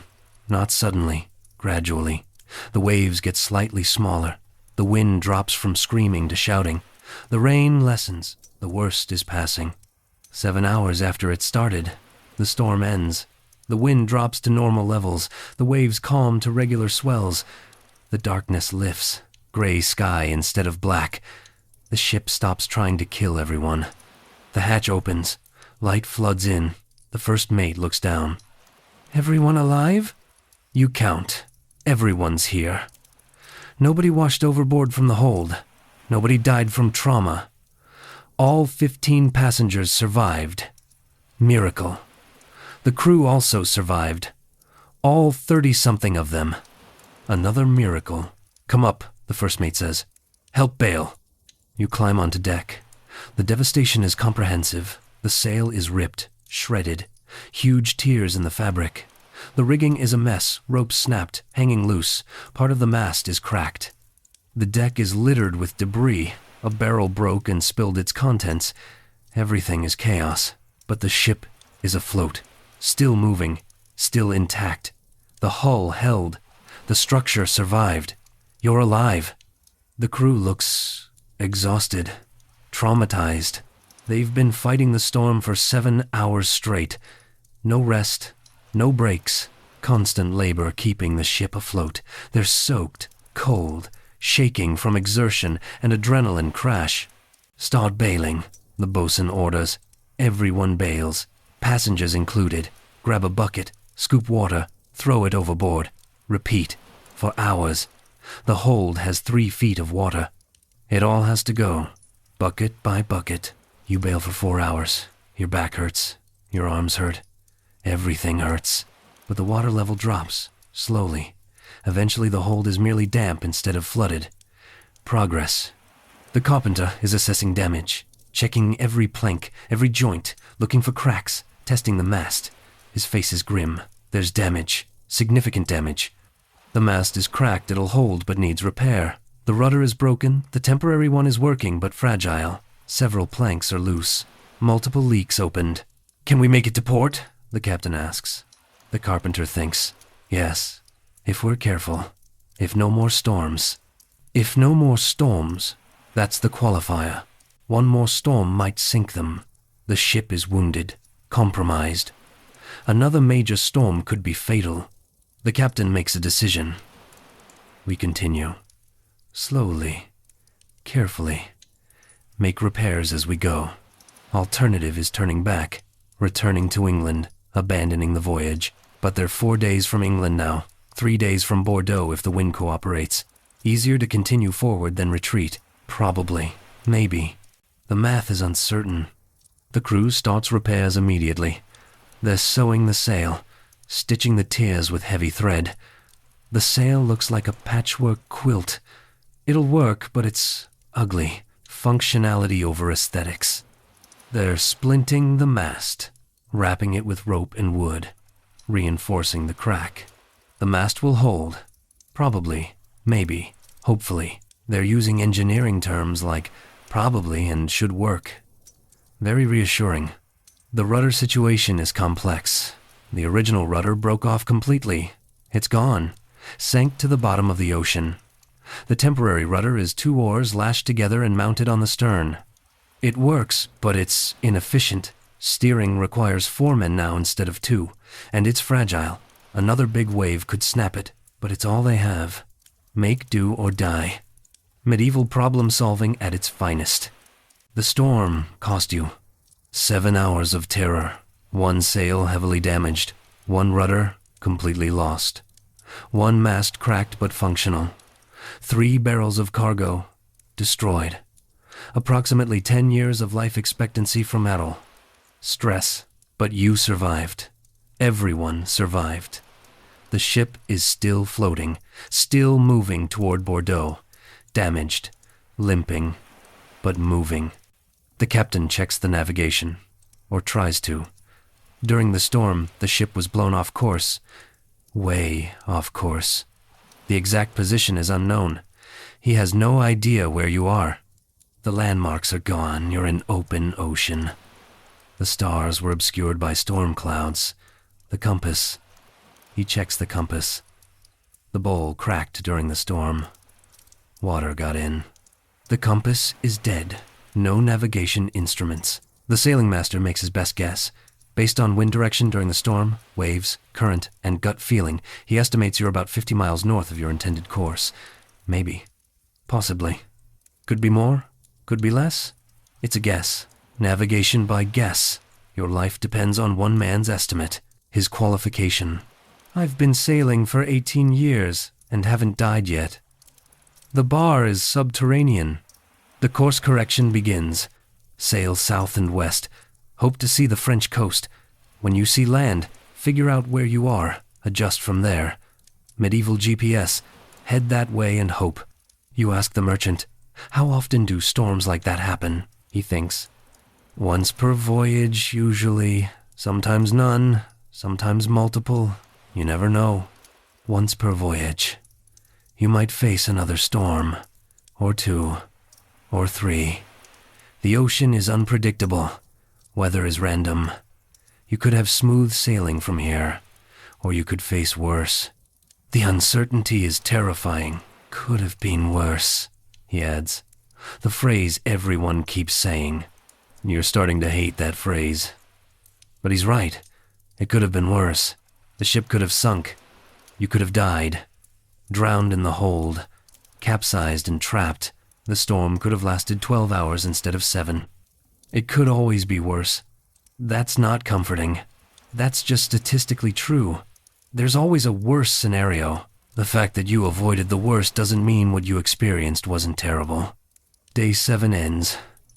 The sun sets on a damaged ship with exhausted crew, limping toward France. Maybe. Hopefully. Probably. You descend to the hold. It's damp, still smells like vomit and seawater, but you're alive to smell it. You lie down. Every muscle aches. Your body is bruised. Your mind is traumatized, but you're alive. The rats are back. They survive too. Rats always survive. They're built different, literally. Their survival instincts are superior. They weathered the storm in the cargo. Dry and safe. Smart rats. You close your eyes. Try to sleep. The ship's movement feels normal now. Gentle, rocking. After the storm, this feels peaceful, calm. You sleep. 1 week down. 5 to go. Maybe more if the navigation is wrong. Maybe less if you're lucky. The voyage continues. Damaged, but continuing. This is medieval sea travel. Where storms try to murder you, navigation is guessing, and you survived counts as a good day. The ocean wants you dead. You're still alive. Small victories. Day 12. You've survived the storm. You're still alive. Your body, however, is staging multiple simultaneous rebellions. Let's discuss the medical situation.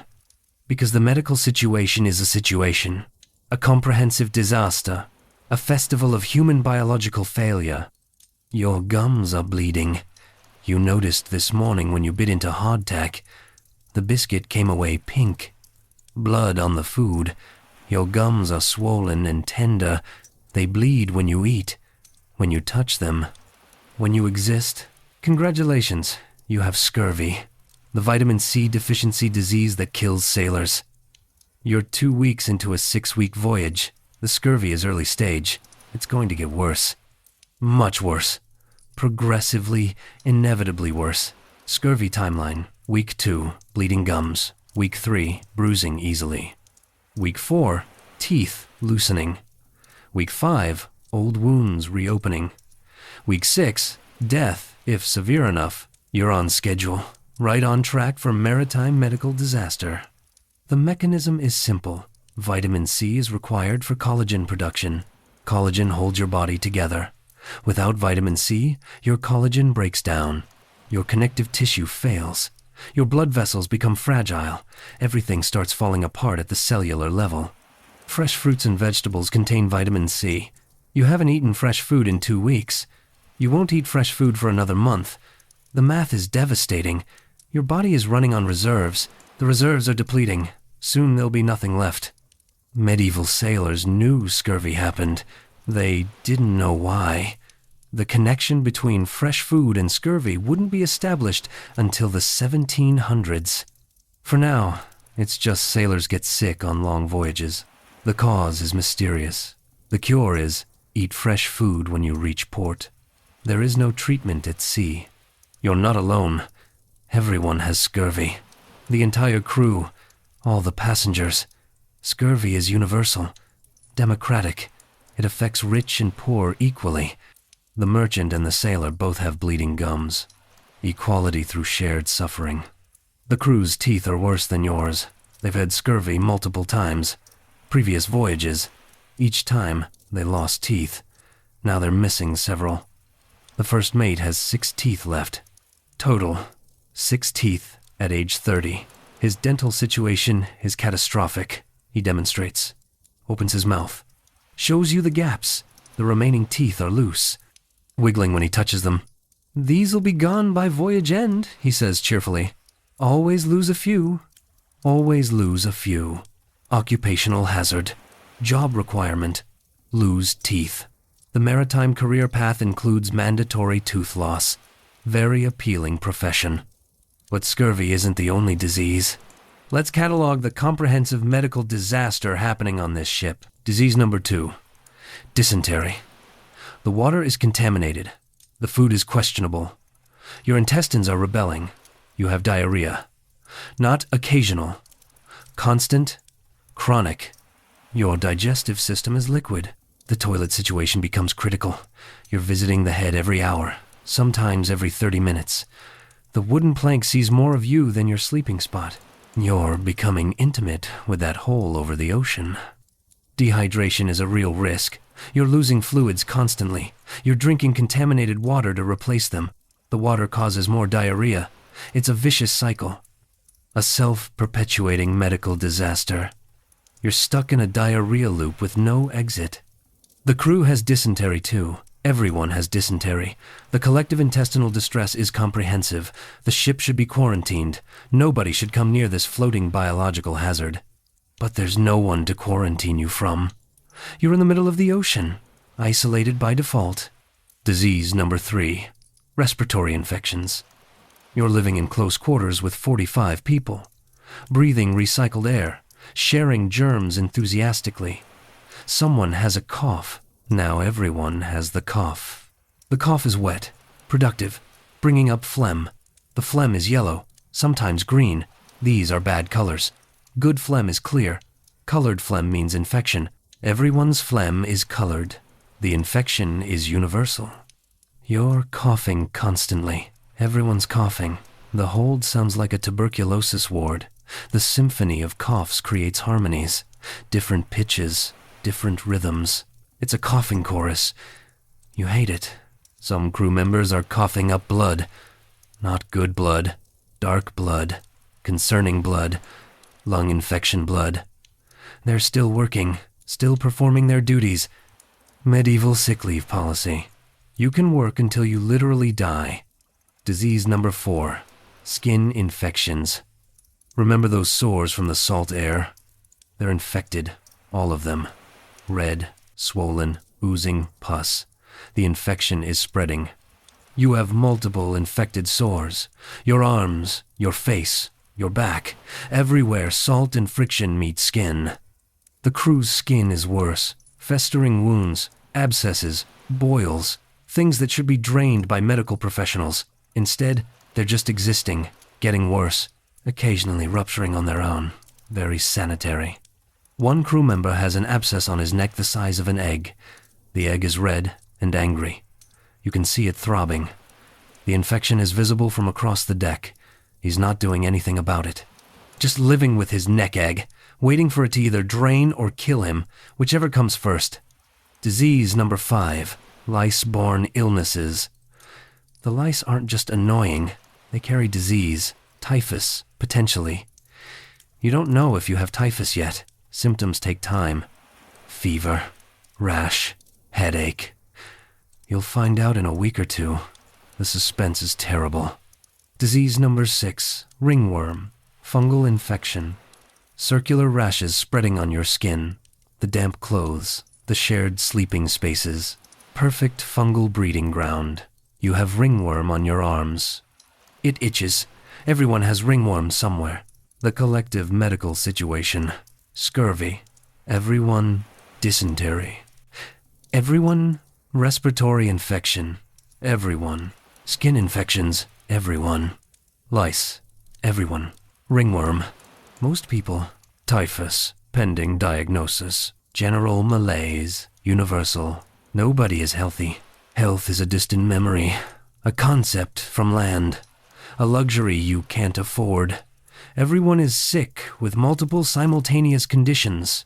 The ship is a floating medical disaster. Now let's discuss injuries, because diseases aren't enough.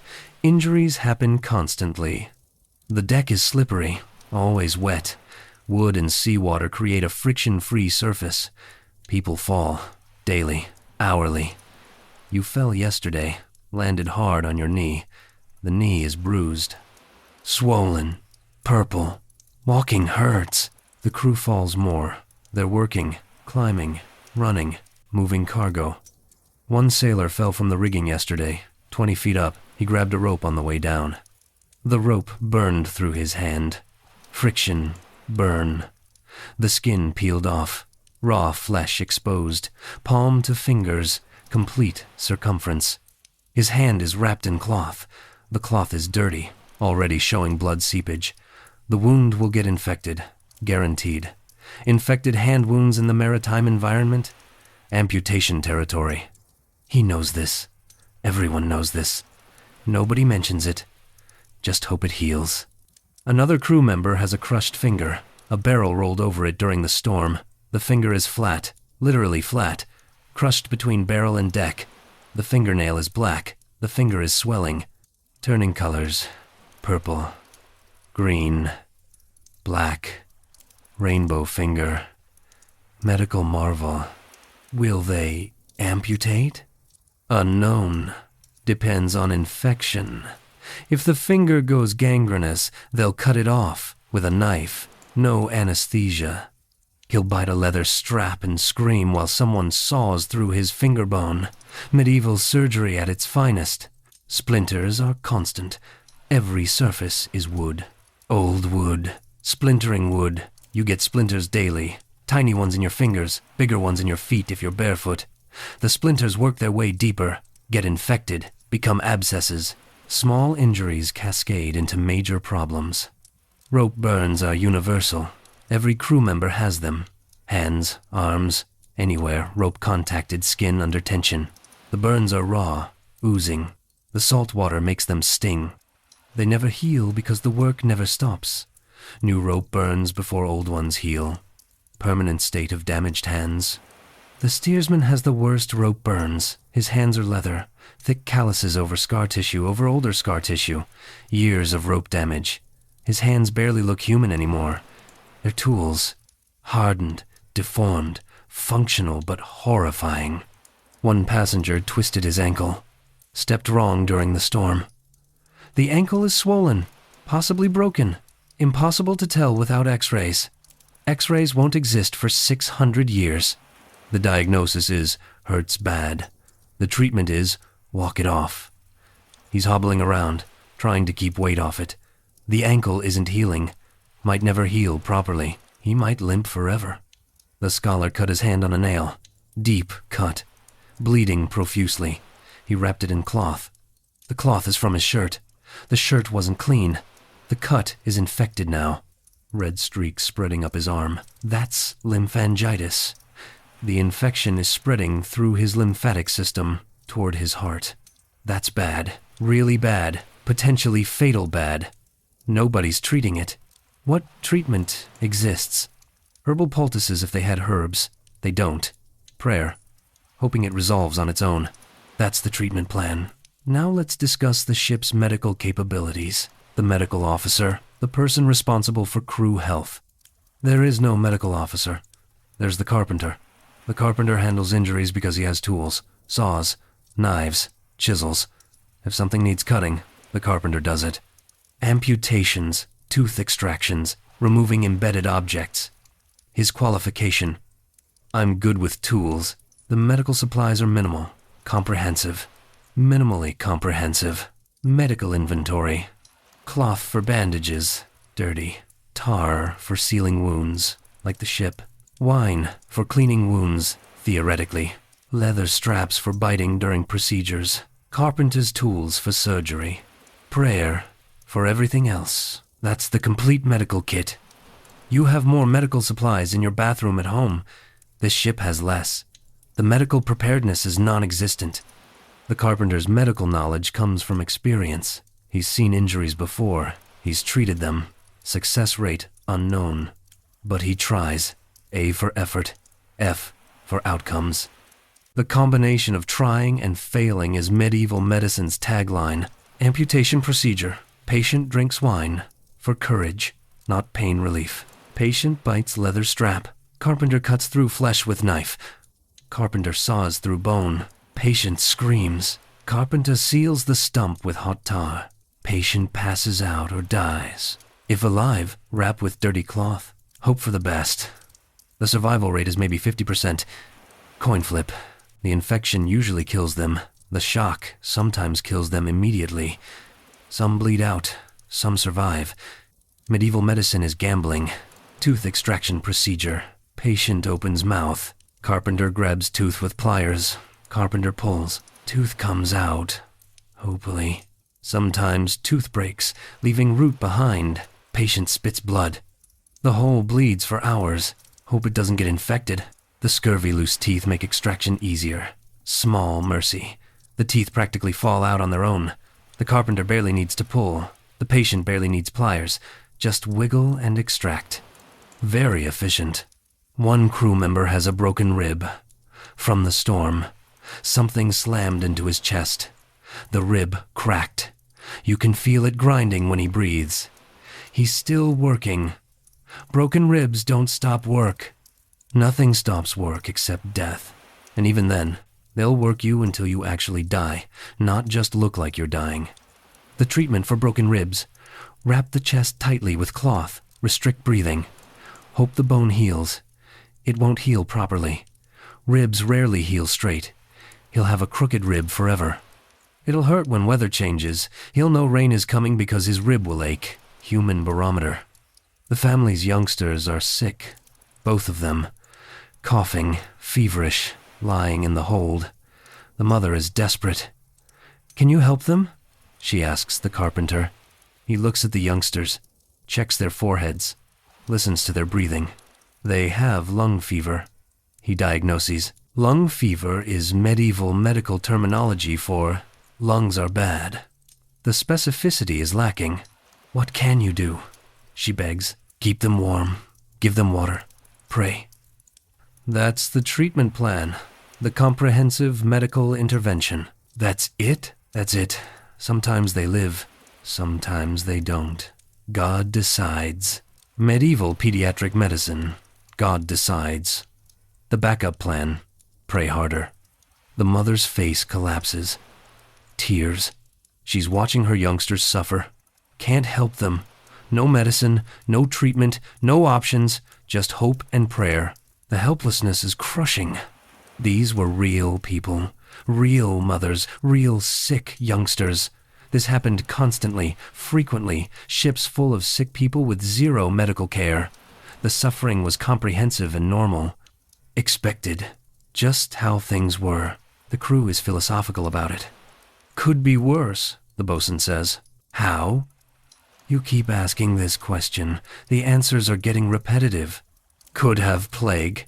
Ship-wide plague." "He's right. Bubonic plague on a ship is a death sentence. Everyone dies. You drift until someone finds the ghost ship full of corpses. That would be worse." The infections continue. The diseases progress. The injuries accumulate. Nobody's getting better. Everyone's getting worse. But slowly, gradually, you're deteriorating on a timeline. The timeline ends at port. If you reach port before your body fails completely, you survive. If not, you die at sea. The crew tosses bodies overboard regularly. Not from this voyage. This voyage, everyone's still alive. But historically, sailors die. The crew performs a quick ceremony, says some words, dumps the body overboard. The ocean gets another victim. The crew gets another vacancy. The ocean floor is littered with sailor skeletons. Thousands of them. Tens of thousands. Every sailor who died at sea. Their bones on the bottom. Their names forgotten. Their families probably never knew what happened. Just didn't come home. They deserve our acknowledgement. Real people, real deaths, real families mourning. The maritime mortality was staggering. The deaths were common. Normal. Expected. The tragedy was systematic. But you're still alive. Day 12. Bleeding gums, dysentery, respiratory infection, skin infections, multiple injuries, but alive, conscious, functioning. The bar for doing well has dropped so low it's creating a trench. The cook bangs the pot. Dinner time. Pottage. Again. Same pot. Same food. Same salt. You eat because you have to. The food doesn't help the scurvy. Doesn't cure the dysentery. Doesn't heal the infections. But it's calories. Your body needs them. You finish eating. Your gums bleed into the pottage. Pink broth. You drink it anyway. Waste not. This is medieval maritime medicine, where treatment is hope, surgery is carpentry, and you're not dead yet counts as medical success. The voyage continues. The diseases progress. The ocean waits. Day 17. You're halfway through the voyage, theoretically. If the navigation is correct, if the improvised rudder holds, if you don't encounter more problems, that's a lot of ifs. The morning watch spots something on the horizon. A shape, a dark spot against the gray water. The lookout, a crew member with the best eyesight, positioned at the mast, shouts down, "Sail, sail to the north." The entire crew freezes. Every head turns. Passengers rush to the rail. Everyone's staring at the horizon, squinting, trying to see. There, a tiny dot, a ship, another vessel sharing this expanse of ocean. The odds of encountering another ship in open water are low. The ocean is vast. Ships are small. The fact that you're seeing one means either incredible coincidence or they're looking for you. The captain grabs a length of wood with a hole in it. Medieval telescope, very advanced. The hole acts as a viewing tube, blocks peripheral vision, helps focus on distant objects. It's not magnification, just concentrated looking. He stares through it. "Can't tell what ship," he mutters. "Too far. Wrong angle." The crew watches, waiting. The ship on the horizon is getting closer. Or you're getting closer to it. The distance is decreasing.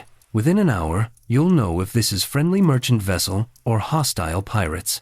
Pirates. Let's discuss pirates. Because pirates are real, common, a genuine threat. Medieval shipping routes have piracy problems. The English Channel, the North Sea, the Bay of Biscay. Pirates operate in all of them. Medieval pirates aren't romantic figures. No eye patches, no parrots, no Aramedi dialogue. They're criminals. Violent criminals who rob ships for profit. They kill when necessary. Sometimes when unnecessary. The romance of piracy is a later invention. Medieval pirates were thugs with boats. The pirate business model is simple. Find merchant vessel. Board it. Take the cargo. Kill or ransom the crew and passengers. Sink or steal the ship. Profit. The business model is robbery with maritime characteristics. Your ship is an attractive target. Merchant vessel carrying wine and wool, valuable cargo, wealthy passengers who could be ransomed. The ship itself worth stealing. Everything about you screams, "Rob me." Your defensive capabilities, 0. You have no weapons. Merchant ships don't carry armaments. Weapons are expensive and heavy. The crew has knives for ship work. That's it. Knives against pirates with swords and axes. The tactical situation is one-sided. The only defense is speed. Outrun them. But your ship is damaged, limping, slower than normal. A compromised seal being chased by a healthy shark. The metaphor writes itself. The captain is making calculations. Distance to the other ship, their speed, your speed, wind direction. Can you escape? Should you run? Should you prepare to be boarded? Hoist more sail, he orders. Maximum speed, now. The crew scrambles. They're raising more sail. More canvas means more speed. Also more risk the damaged mast could fail under the strain. But being caught by pirates is worse than a broken mast. Choose your disaster. The sail unfurls. The wind catches it. The ship lurches forward. Faster. The timbers creak. The mast groans. Everything protests. But you're moving faster. Maybe fast enough. The other ship is still closing. They're faster. Purpose-built for speed. Pirate vessels are optimized for catching prey. Your merchant vessel is optimized for cargo capacity. Speed versus utility. Utility is losing. The crew is nervous. Eyes on the horizon, watching the other ship, calculating, running distance and time calculations in their heads. Can we escape? The math is grim. 30 minutes pass. The other ship is closer. You can see details now. It's definitely a ship. Smaller than yours. Single mast. Moving fast. Very fast. Too fast for a merchant vessel. The profile is wrong. The speed is wrong. Everything about it says pirate. The captain makes a decision. Prepare to be boarded. Hide valuables. Everyone below deck except essential crew. The passengers panic. Controlled panic. Everyone knows what happens when pirates board. Robbery. Violence. Possible murder. Possible ransom. Nothing good. All options are terrible. You're scrambling. Hiding money. The few coins you have. Shoving them into your boot. Into seams in your clothes. Anywhere pirates won't immediately find them. Other passengers doing the same. Jewelry disappearing into hidden pockets. The scholar is hiding his books. They're worthless to pirates, but valuable to him. The merchant from London is calm. Eerily calm. He's been through this before. Give them what they want, he advises. Don't fight. Don't resist. You'll live longer. His experience is disturbing. How many times has he been robbed by pirates? Enough times to have a strategy. Enough times to know survival protocols. The frequency of piracy is comprehensive. The crew is arming themselves, knives out, belaying pins, wooden clubs for securing ropes held as weapons. These are inadequate weapons. Bringing knives to a sword fight, literally, but it's all they have. The captain positions the crew. Strategic placement, the strongest near the rail, ready to repel boarders. Medieval naval combat doctrine, stand here and hope. The pirate ship is closing. 500 yards, 400, 300. You can see figures on their deck. 10 men, 15, maybe 20. They outnumber your combat-ready crew. They're better armed, better trained for violence. Your crew are sailors. They're fighters. The skill mismatch is comprehensive. 200 yards. You can see weapons, swords, axes, bows. They have archers. Bows give them range advantage. They can kill you before you get close enough to use your knives. The tactical situation is hopeless. 100 yards. The captain is shouting, "Prepare to..." The pirate ship turns, sharply. "Away from you. They're not attacking. They're veering off, abandoning the chase." Confusion, relief, terror subsiding. Why did they turn away? The lookout spots it first. Another sail. 3 more sails. East. There. On the eastern horizon, more ships, multiple ships, a merchant convoy, 3 vessels traveling together for protection, mutual defense, safety in numbers. The pirate ship is heading toward the convoy instead. Easier targets, more cargo, unknown. But they're leaving you alone. You're safe, for now, temporarily safe. The crew exhales collectively. The tension releases. Everyone was holding their breath. Now everyone's breathing again, talking, nervous laughter. The relief is palpable. Told you, the merchant says. Could be worse. Could be worse. Could have been boarded, robbed, killed, ransomed. The alternatives were all terrible. Escaping by accident is the best outcome you could hope for. But the encounter isn't over. The captain is watching the convoy, watching the pirate ship approach them. What happens next? The distance is too great to see details, but you can see the general shapes. The pirate ship reaching the convoy. Movement, action, hard to interpret from miles away. Smoke. There's smoke rising from one of the convoy ships. Fire. Ships on fire is disaster. Wooden vessels and fire don't coexist peacefully. Fire spreads, consumes, destroys. Someone's ship is burning. The smoke gets thicker. Darker, black smoke against gray sky. The fire is out of control. That ship is doomed. The crew is probably abandoning ship, jumping overboard, drowning, being captured. All bad outcomes. The other convoy ships are scattering, running, abandoning their burning companion. Every ship for themselves. The mutual defense lasted until actual defense was required. Then it became individual survival. Medieval solidarity was conditional. The pirate ship is pursuing one of the fleeing vessels. You can't see the outcome. Too far. But someone's being caught, boarded, robbed, living through what you just avoided. That could have been us, the first mate says quietly. Yes, that could have been you. The burning ship, the fleeing ships, the captured crew. Pure luck separated you from them. You were in the wrong place at the right time. They were in the right place at the wrong time. Luck is random. Survival is lottery. These were real people, real crews, real passengers on those convoy ships. Someone just watched their ship burn. Someone just got captured by pirates. Someone's family will never know what happened. They'll wait for a ship that never returns. The ocean is dangerous in ways beyond weather and disease. Human threats exist: pirates, raiders, hostile vessels. The maritime environment includes armed robbery as a standard hazard. Factor it into your risk assessment. Hope you're lucky. Pray you don't encounter them. The convoy smoke fades in the distance. You're sailing away, leaving them behind, saving yourself. You can't help them. You can barely help yourself. The ocean is every ship for themselves. But pirates aren't the only threat from other vessels. Day 20. 3 days after the pirate encounter, another sail spotted. Different direction, different circumstances. This one is friendly. Probably. Maybe. It's a merchant vessel, similar to yours, heading the opposite direction.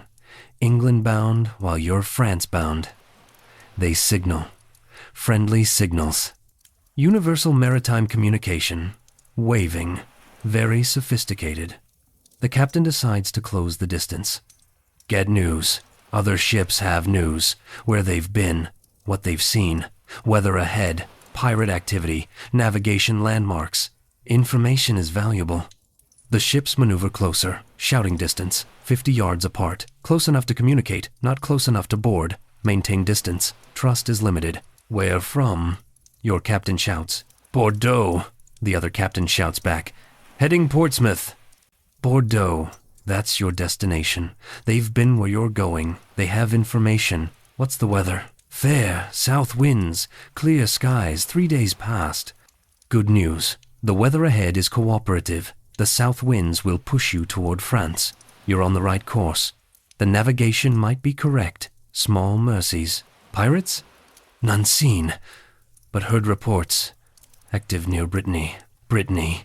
That's west of your course. You should avoid it. The captain notes this. Adjusts mental navigation. Avoiding pirate-heavy waters is survival strategy. Food? Your captain is asking about supplies. Ships sometimes trade. Low? You? Low. Both ships are running low on food. No trade happening. Both captains commiserating about the universal maritime problem. Not enough food. Good sailing, the other captain shouts. The traditional parting. Safe voyage, your captain responds. The ships separate, continuing opposite directions. The entire encounter lasted 10 minutes. Brief information exchange, ships passing in the ocean, literally. But the information helps, confirms your course, warns of pirate locations, reports weather. The 10-minute conversation provided valuable navigation data. Medieval maritime communication network, shouting at passing ships. Day 22. Another threat appears. Not human, not ship. Worse. The lookout shouts, Rocks! Rocks ahead! Rocks. Underwater hazards. Ship killers. The ocean floor rises in unexpected places. Hidden rocks beneath the surface. Reefs.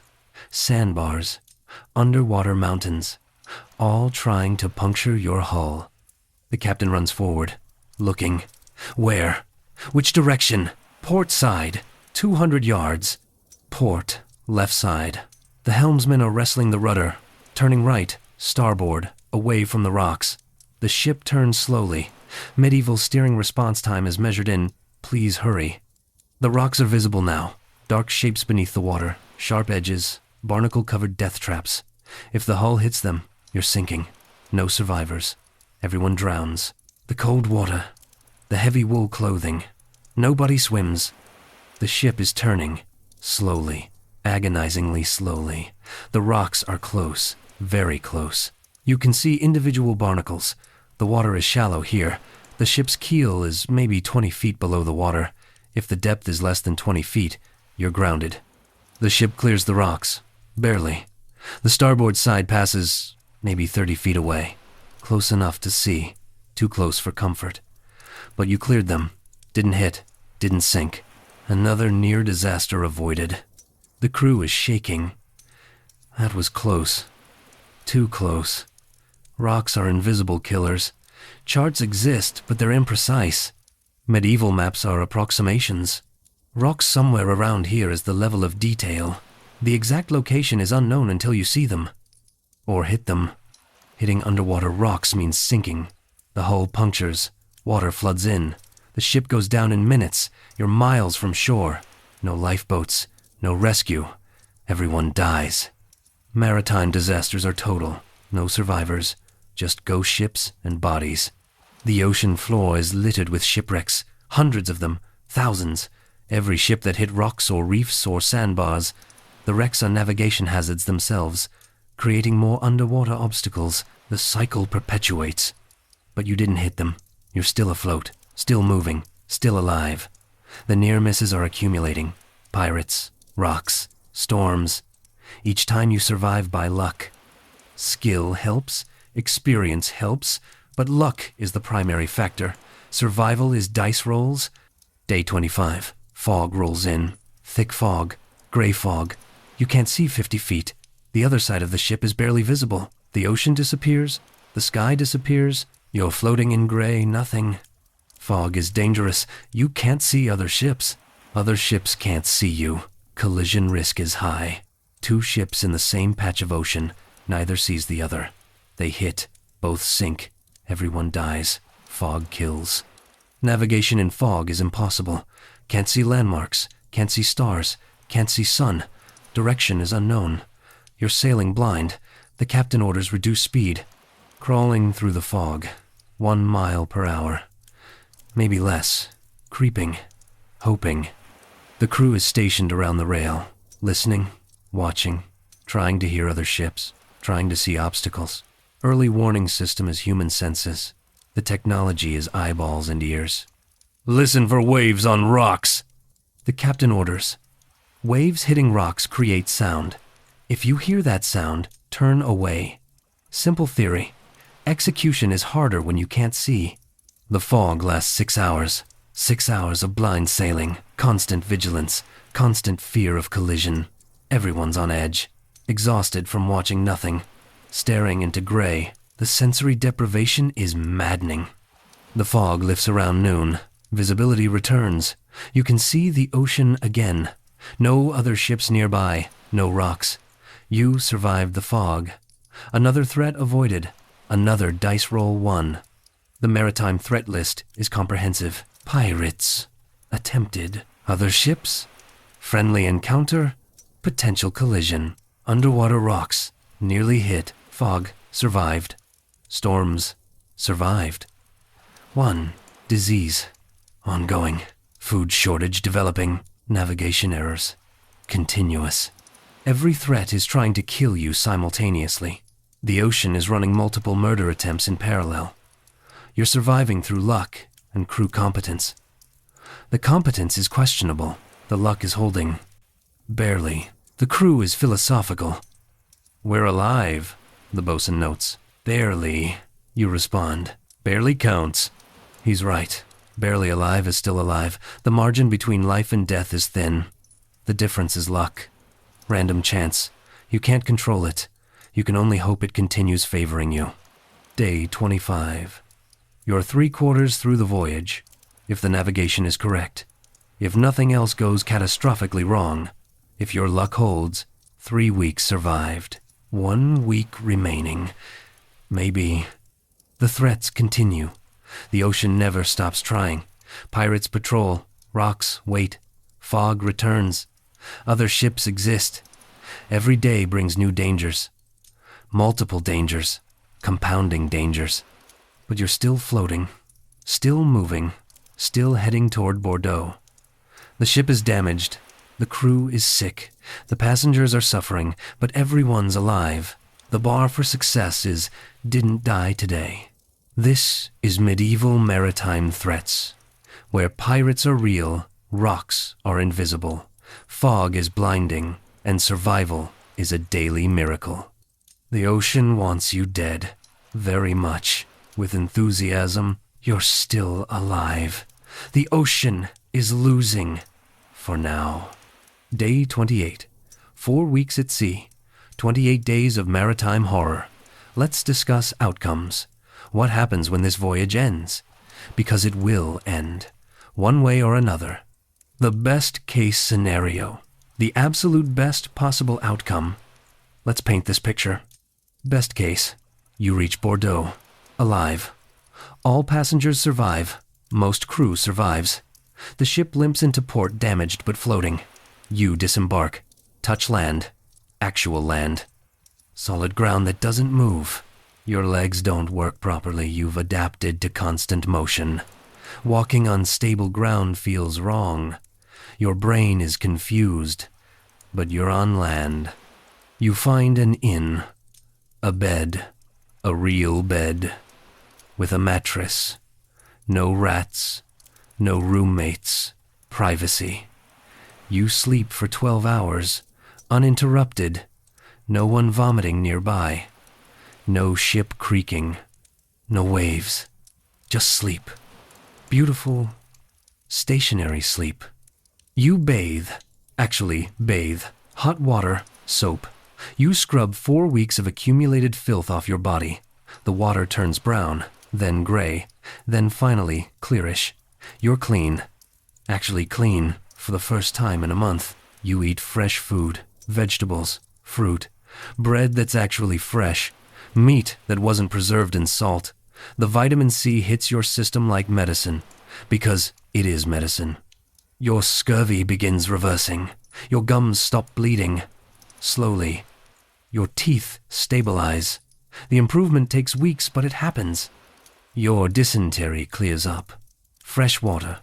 Clean food. Your intestines recover slowly. You have normal bowel movements again. This is cause for celebration. You're weeping with joy over regular defecation. Medieval travel changes your priorities. Your skin infections heal with actual medical treatment. Bordeaux has physicians, actual physicians, French physicians who studied at medical schools. They're not great by modern standards, still using humoral theory, but they're better than the ship's carpenter. They drain your abscesses, apply poultices, give you ointments. The infection's clear. Your respiratory infection fades. Fresh air. Rest. Your lungs clear. You stop coughing. Breathing becomes painless again. The chronic cough is gone. You recuperate for 2 weeks. Eating, sleeping, recovering.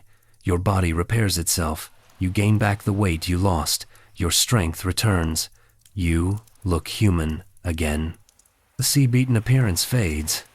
You conduct your business in Bordeaux. Whatever brought you here, trade, study, marriage, pilgrimage.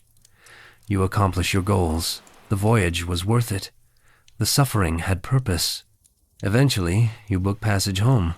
Different ship, hopefully better ship, probably the same experience. But now you know what to expect. You're prepared, mentally prepared. Your expectations are appropriately low. The return voyage is smoother, better weather, no major storms, no pirate encounters, no navigation disasters. Just a boring, uneventful 6-week journey of minor suffering. Comfortable suffering. Familiar suffering. You arrive home. Portsmouth, Southampton, London, wherever home is. You've survived. Round trip. You've crossed the ocean twice. You're an experienced traveler now. A survivor. The stories you can tell. Your family welcomes you home. They're shocked by your appearance, even recovered. You look different. Thinner, weathered, changed. Sea travel changes people. Physically, mentally. You've seen things, experienced things. You're not the same person who left, but you're alive. Mission accomplished. The voyage succeeded. This is the best case scenario. Now the worst case. Because worst case is always possible. Let's be honest about it. Worst case, you die at sea. Multiple ways this happens. Let's catalog them. Worst case, option 1, storm. A major storm. Worse than the one you survived. The ship capsizes. Everyone drowns. Cold water, heavy clothes. You sink in minutes. The ocean takes you. Your body is never recovered. Your family never knows exactly what happened. Just, ship didn't return. That's the only information. Your name isn't recorded. Medieval record-keeping is inconsistent. You're a statistic. One of thousands who died at sea that year. Your death is normal, expected.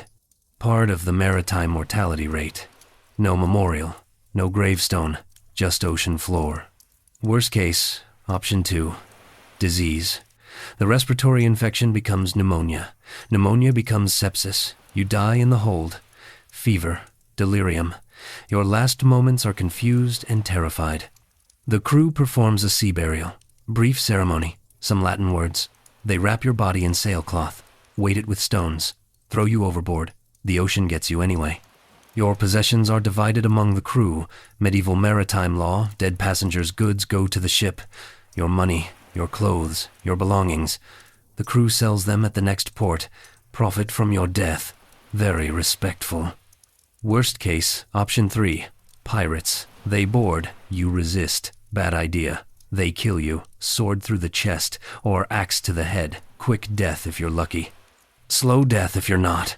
They take everything. Burn the ship, the evidence disappears. Your family never knows it was pirates.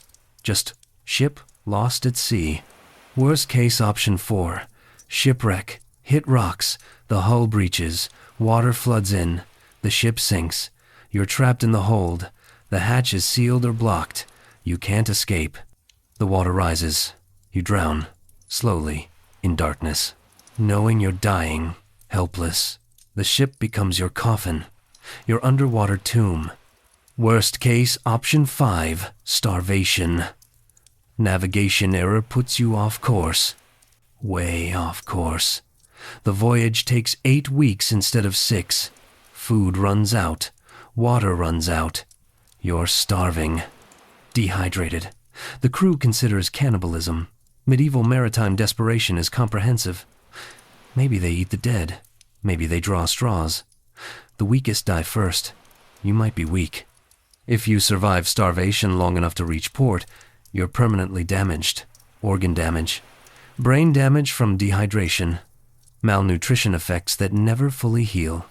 You survive, but you're never the same. Broken. The voyage broke you. Worst case, option 6, fire. Ship catches fire. Common risk. Wooden ship. Open flames for cooking. Candles. One accident and the ship burns. Fire spreads fast. Very fast. Everyone dies from smoke inhalation or drowning. Choose your method. Both are terrible. The ship burns to the waterline and sinks. Total loss. Worst case, option 7, mutiny. The crew mutinies. Kills the captain. Kills the officers. Becomes pirates themselves. You're a witness. Witnesses get eliminated. Or ransomed. Or enslaved. All bad options. Your planned voyage ends. Your new voyage is as pirate hostage. Medieval career change. Involuntary. These aren't theoretical. All of these happened. Regularly. Ships sank. People drowned. Diseases killed. Pirates captured. Fires burned. Starvation occurred. The worst-case scenarios were actual historical outcomes. Real people died these ways. Thousands of them. Medieval maritime mortality rates. Approximately 10 to 20% of sailors died at sea over their careers. 1 in 10. 1 in 5. Depending on routes and time periods. The job was deadly. The ocean killed consistently. Passenger mortality was lower. Passengers weren't exposed to the same constant danger as crew, but still significant. Maybe 5%, maybe more. Records are incomplete, but people died. Frequently. Normally. You're sitting on deck. Day 28. Thinking about outcomes. Best case versus worst case. The range is enormous. Total success versus death. Everything in between. The crew is checking supplies, taking inventory. How much food remains, how much water. The calculations determine survival.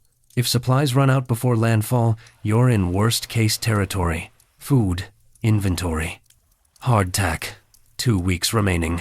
Salt pork, 1 week remaining. Dried peas, 10 days remaining. Cheese, 5 days remaining. Wine, 3 days remaining. Water inventory, 5 barrels remaining. Each barrel lasts the crew and passengers about 3 days. Total, 15 days of water. If you reach land in the next week, you're fine. Supplies are adequate. If the voyage extends to 2 more weeks, you're rationing. 3 weeks, you're in trouble. 4 weeks, worst case, option 5, starvation. Navigation update. The captain estimates 5 to 7 days to Bordeaux. 5 if wind cooperates. 7 if it doesn't. The estimate is based on guess and hope. Medieval navigation remains imprecise. The supply supports 7 days, barely. If the estimate is wrong, problems begin immediately. The margin for error is 0. Navigation mistakes mean starvation. The pressure on the captain is immense. Day 29. Dawn breaks. The sky is different.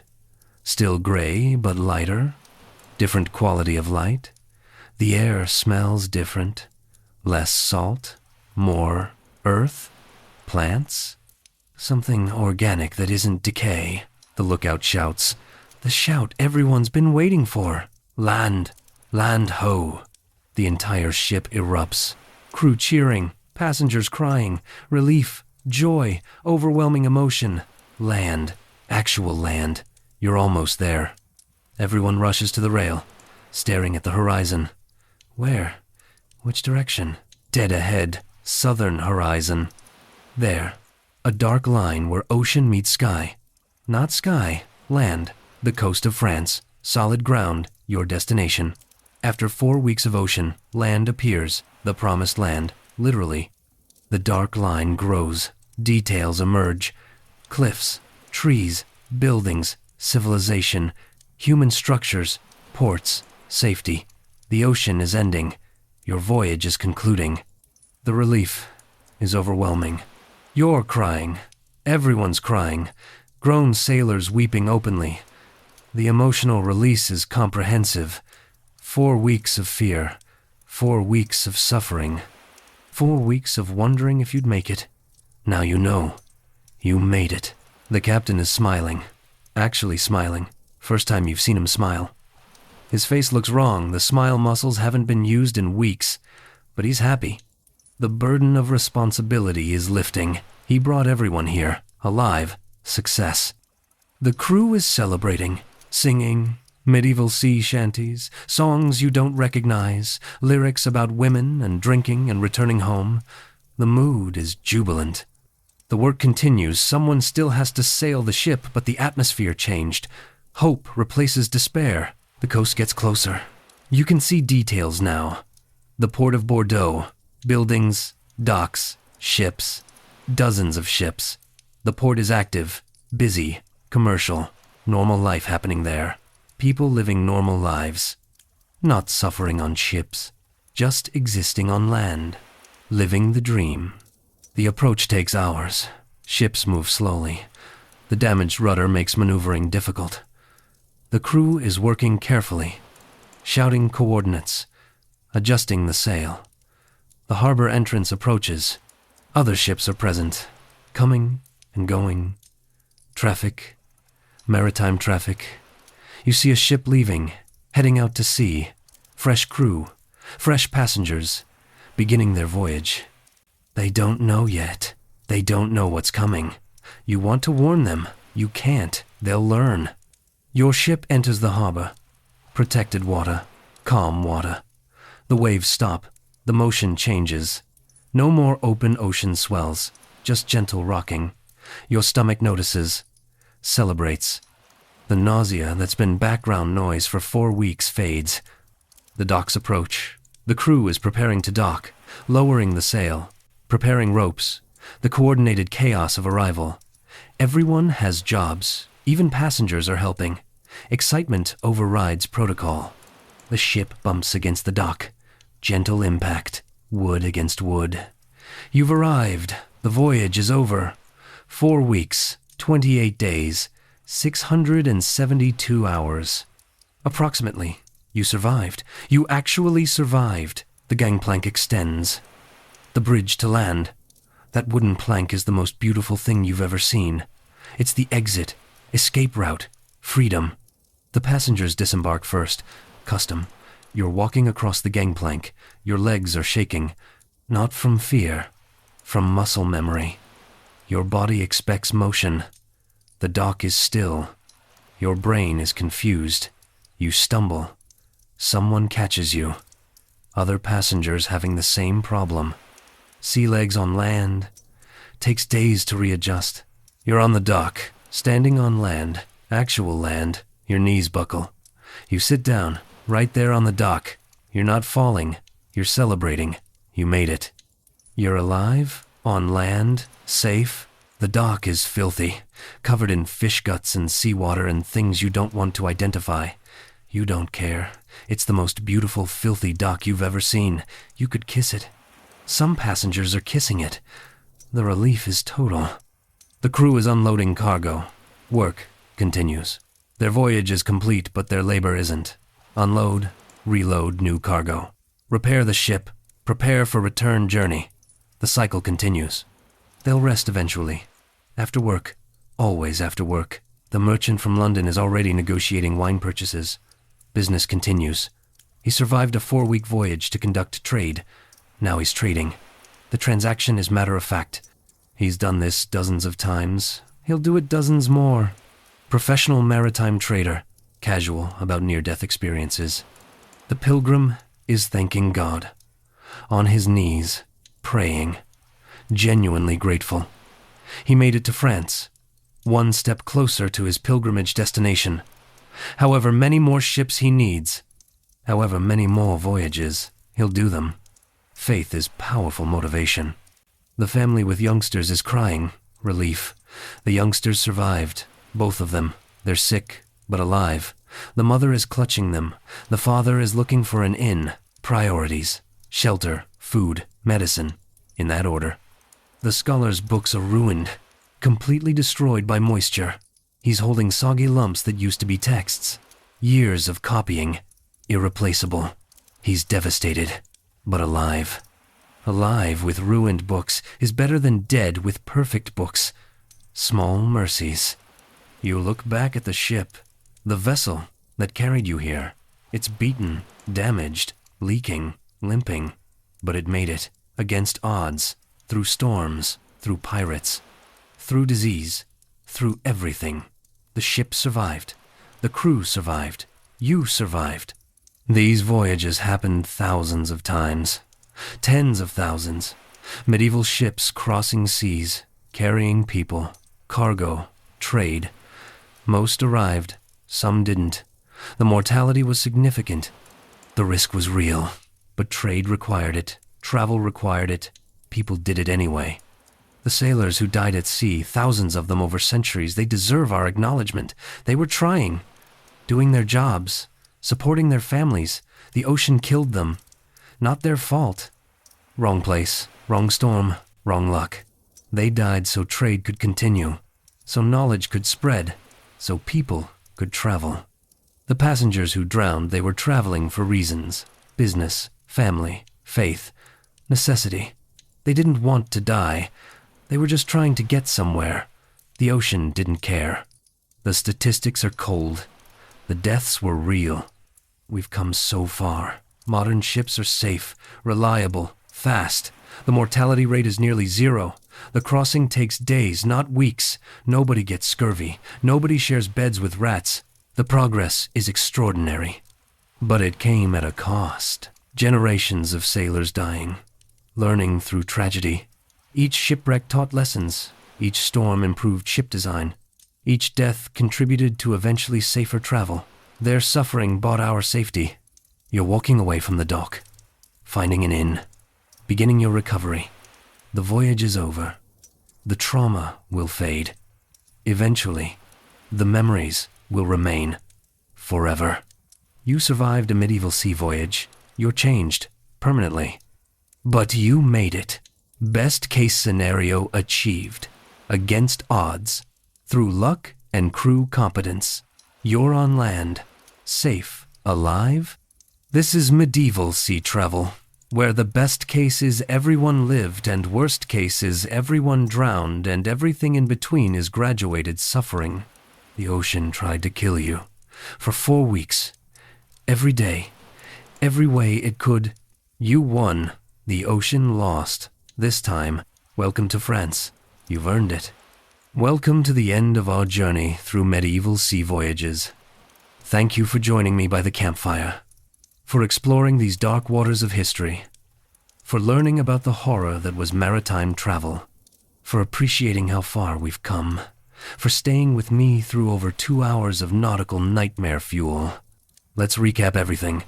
Every terrible thing, every danger, every disease, every way the ocean tried to kill you, because we covered a lot. The comprehensive disaster that was crossing the sea in the 1300s. The ship itself was a death trap, a wooden box 40 to 60 feet long, held together with iron nails and tar, leaking constantly, always leaking. The bilge pumps never stopped. The crew bailed water every day. All day. Forever. The ship was simultaneously your safety and your vulnerability. It kept you afloat. It was also actively sinking. Slowly. The paradox was comprehensive. 1 mast, 1 sail. No backup. If the sail ripped and sails ripped constantly, you were dead in the water. Drifting. Helpless. The ocean pushing you wherever it wanted. Your propulsion system was 1 piece of wool fabric. The redundancy was 0. The rudder was a massive wooden board requiring multiple strong men to control. When it broke and rudders broke, you lost steering. The temporary replacements were fragile, inadequate. You were limping. A wounded ship in hostile environment. The living quarters were hell. The hold was 12 feet wide, 30 feet long, 4 feet high. 45 to 60 people living there. 6 to 8 square feet per person. Prison cells are more spacious. You couldn't stand upright. You slept on wet wooden planks, between cargo, with rats. Dozens of rats. Hundreds of rats. They ran across your face while you slept. Everyone learned to tolerate it, tolerance through exhaustion. The smell was indescribable. 5 layers of terrible. Bilge water. Rotting cargo. Human habitation. Rat waste. Collective body odor. Combined, they created an olfactory weapon. The smell had density. You could taste it. The air was thick with human funk. Breathing was an experience, a bad experience. You shared sleeping space with strangers, inches apart. No privacy, no personal space. Medieval social distancing was, if you can't smell them, they're too far away. Everyone could smell everyone, always, forever. The food was a war crime. Pottage every meal, same pot, dried peas soaked in seawater. Salt pork preserved for months. Hardtack so hard you needed rocks to break it. The hardtack had weevils. Protein. Extra meat. The crew ate them. You learned to eat them. Standards dropped rapidly. Everything was salty. Overwhelmingly salty.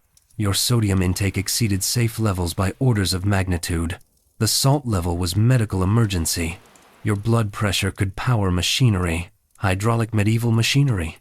The water was contaminated, green with algae, tasted like the barrel, sometimes contained dead rats. You drank it anyway. Dehydration was worse than contamination. The choice was bad water or death. Easy decision. Bad water every time. The beer went sour. The wine turned to vinegar. By week 3, all beverages were questionable. By week 6, they were hostile. But you drank them. Liquid was liquid. The bar was subterranean. Scurvy was guaranteed. Bleeding gums by week 2. Loose teeth by week 4. Old wounds reopening by week 5. The vitamin C deficiency was systematic, universal. Everyone got scurvy. The treatment was, eat fresh food at port. There was no treatment at sea. You suffered, progressively, inevitably. Dysentery was constant. The contaminated water, the questionable food. Your intestines were liquid. The toilet was a plank with a hole. No privacy. Everyone watched. The waves splashed your genitals. Cold seawater at irregular intervals. Very refreshing. The experience was public humiliation and biological necessity combined. Respiratory infections spread through close quarters. Someone coughed. Now everyone coughed. The hold was a tuberculosis ward. The symphony of coughs created harmonies. Wet coughs, productive coughs. Some people coughed blood. They kept working. Medieval sick leave was work until death. Skin infections festered. The salt air, the lack of washing, the poor diet. Sores became abscesses. Abscesses became boils. Nobody treated them. They just existed. Red and angry and painful. Your skin was erupting. The crew's skin looked like battlefields. Scars on scars. Infections on infections. Lice were universal. Everyone had them. In hair, in clothes, biting, breeding, creating dynasties in your scalp. Delousing was social activity. Crushing lice between thumbnails. Quality time. Medieval bonding. The hygiene was non-existent. Nobody bathed. For 6 weeks, 42 days of accumulating filth. Your hair was matted. Your clothes were crusted with salt. Your skin was sticky. You smelled like death. Everyone smelled like death. The collective stench was comprehensive. The medical care was carpentry. The carpenter performed surgery. His qualification was, I have tools. Saws, knives, chisels. Amputation procedure.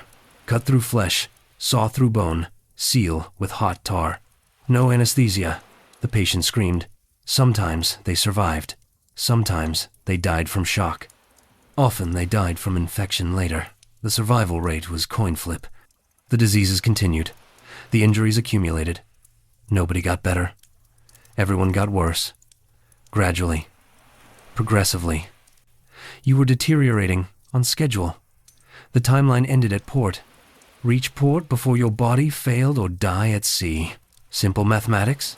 The storms were murder attempts. 7-hour murder attempts. Waves like mountains. Wind screaming. The ship rolling 40 degrees, nearly capsizing. Water flooding the hold. Knee-deep. Waist-deep. Everyone praying. The youngsters screaming. The crew fighting, constantly working, bailing, pumping, steering, keeping everyone alive through muscle and will. The rudder broke during the storm. The mast cracked. The sails shredded. The ship was wounded, compromised. One more storm could sink you. The margin for survival was 0. You continued anyway. Forward or death. No middle option. The navigation was guessing. The captain's expertise was, I've done this before. The tools were sun, stars, compass, and hope. The compass broke. The storm obscured the sky. Navigation became pure guessing. 50 miles off course. Maybe more, maybe less. Unknown. You sailed southwest and hoped to see France. Medieval GPS. Vibes and prayer. The pirates were real. You saw them. They chased you. You almost got caught. They abandoned you for easier targets. A convoy. You watched smoke from burning ships. Someone else's disaster. That could have been you. Pure luck separated you. The ocean was lottery. Survival was dice rolls. The rocks nearly killed you. Underwater hazards. Ship killers. You cleared them by 30 feet. Close enough to see barnacles. Close enough to count them. One wrong turn and you'd have sunk. Everyone drowning. The ocean floor collecting another wreck. Another statistic. The fog was blindness. 6 hours of sailing blind.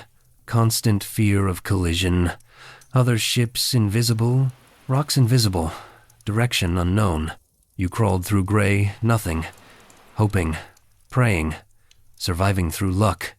The threats were simultaneous. Pirates, storms, rocks, fog, disease, injury, starvation, navigation errors. Everything trying to kill you at once. The ocean was running parallel murder attempts. You survived through crew competence and random chance. Mostly random chance. The best case scenario?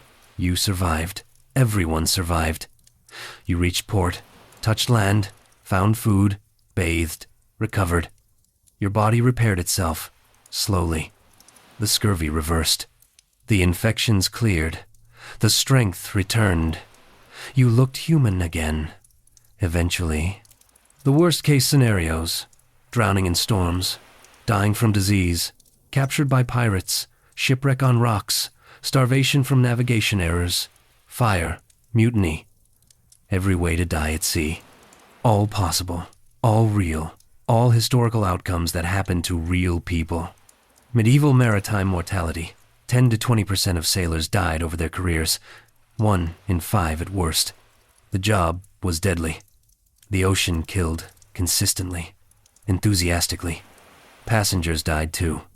Less frequently, but significantly. 5% maybe more. Records are incomplete, but people died. Thousands of them. These weren't statistics to the people living it. They were individuals, names, families, dreams. They were trying to make a living, trying to travel, trying to survive. The ocean didn't care. The storms killed indiscriminately. The diseases killed universally. The mortality was normal, expected, part of maritime life. The sailors who died, they deserve our acknowledgement. They were doing their jobs, supporting their families, keeping trade alive. The ocean killed them. They didn't fail. The environment was hostile. The technology was inadequate. The knowledge was insufficient. They tried. They died trying. That counts for something. The passengers who drowned, they were traveling for reasons: business, family, faith, necessity, migration. They had goals, plans, futures. The ocean ended those futures, suddenly, violently.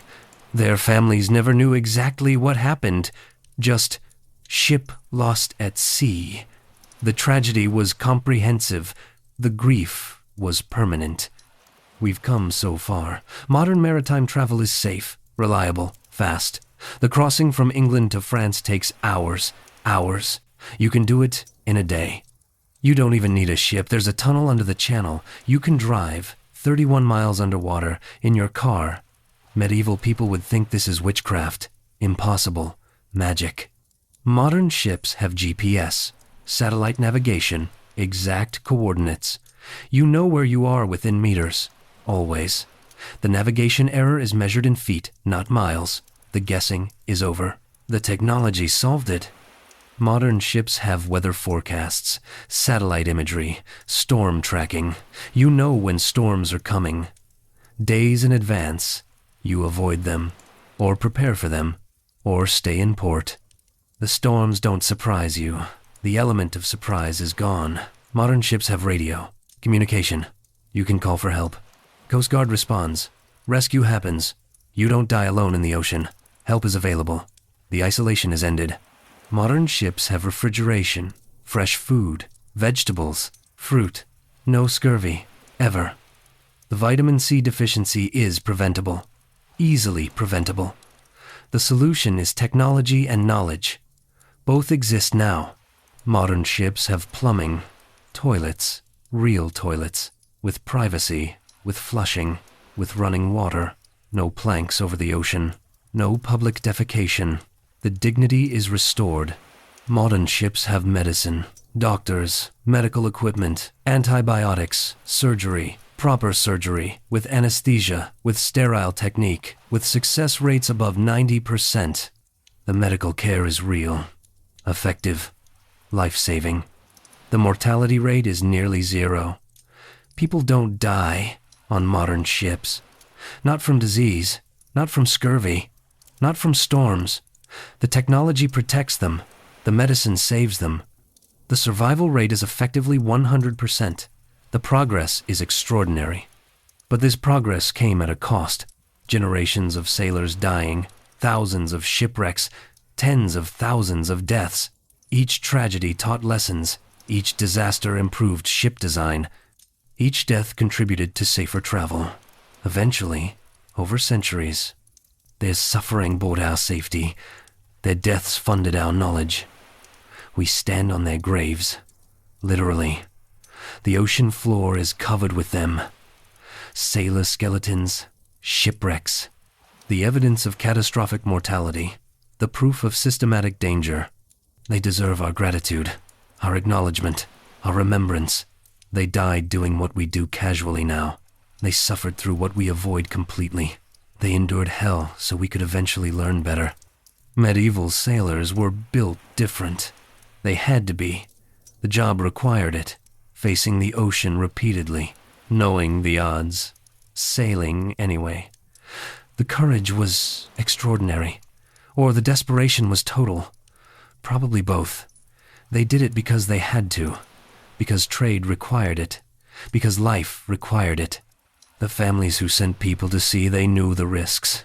They said goodbye, never knowing if they'd see them again. 6-week voyages became 6 months of worry, sometimes forever of grief. The uncertainty was torture. The not knowing was comprehensive. The ports where ships never returned, Southampton sent a ship to Bordeaux. The ship never arrived. No news, no survivors, no wreckage found. Just gone, swallowed by the ocean. Every person aboard erased. The community mourned. Life continued. More ships sailed. The cycle perpetuated. Now go take a ferry, or a cruise ship, or fly even better. Get from England to France in comfort, in safety, in hours. Appreciate the technology, the medicine, the forecasts, the GPS, the toilets, especially the toilets. Maybe pour one out for the medieval sailors, the ones who didn't make it, the ones the ocean claimed. They were trying. They were doing their best with terrible ships and worse knowledge. The environment was hostile. The technology was inadequate. They died anyway, doing their jobs, supporting their families, keeping civilization connected. They deserve our remembrance. They've earned our gratitude. They're the foundation we sail on, the lessons we learned, the progress we made. Every safe voyage today exists because thousands of people died teaching us how. Medieval sea voyages, where the ship leaked constantly and the food tried to kill you and the ocean wanted you dead very badly.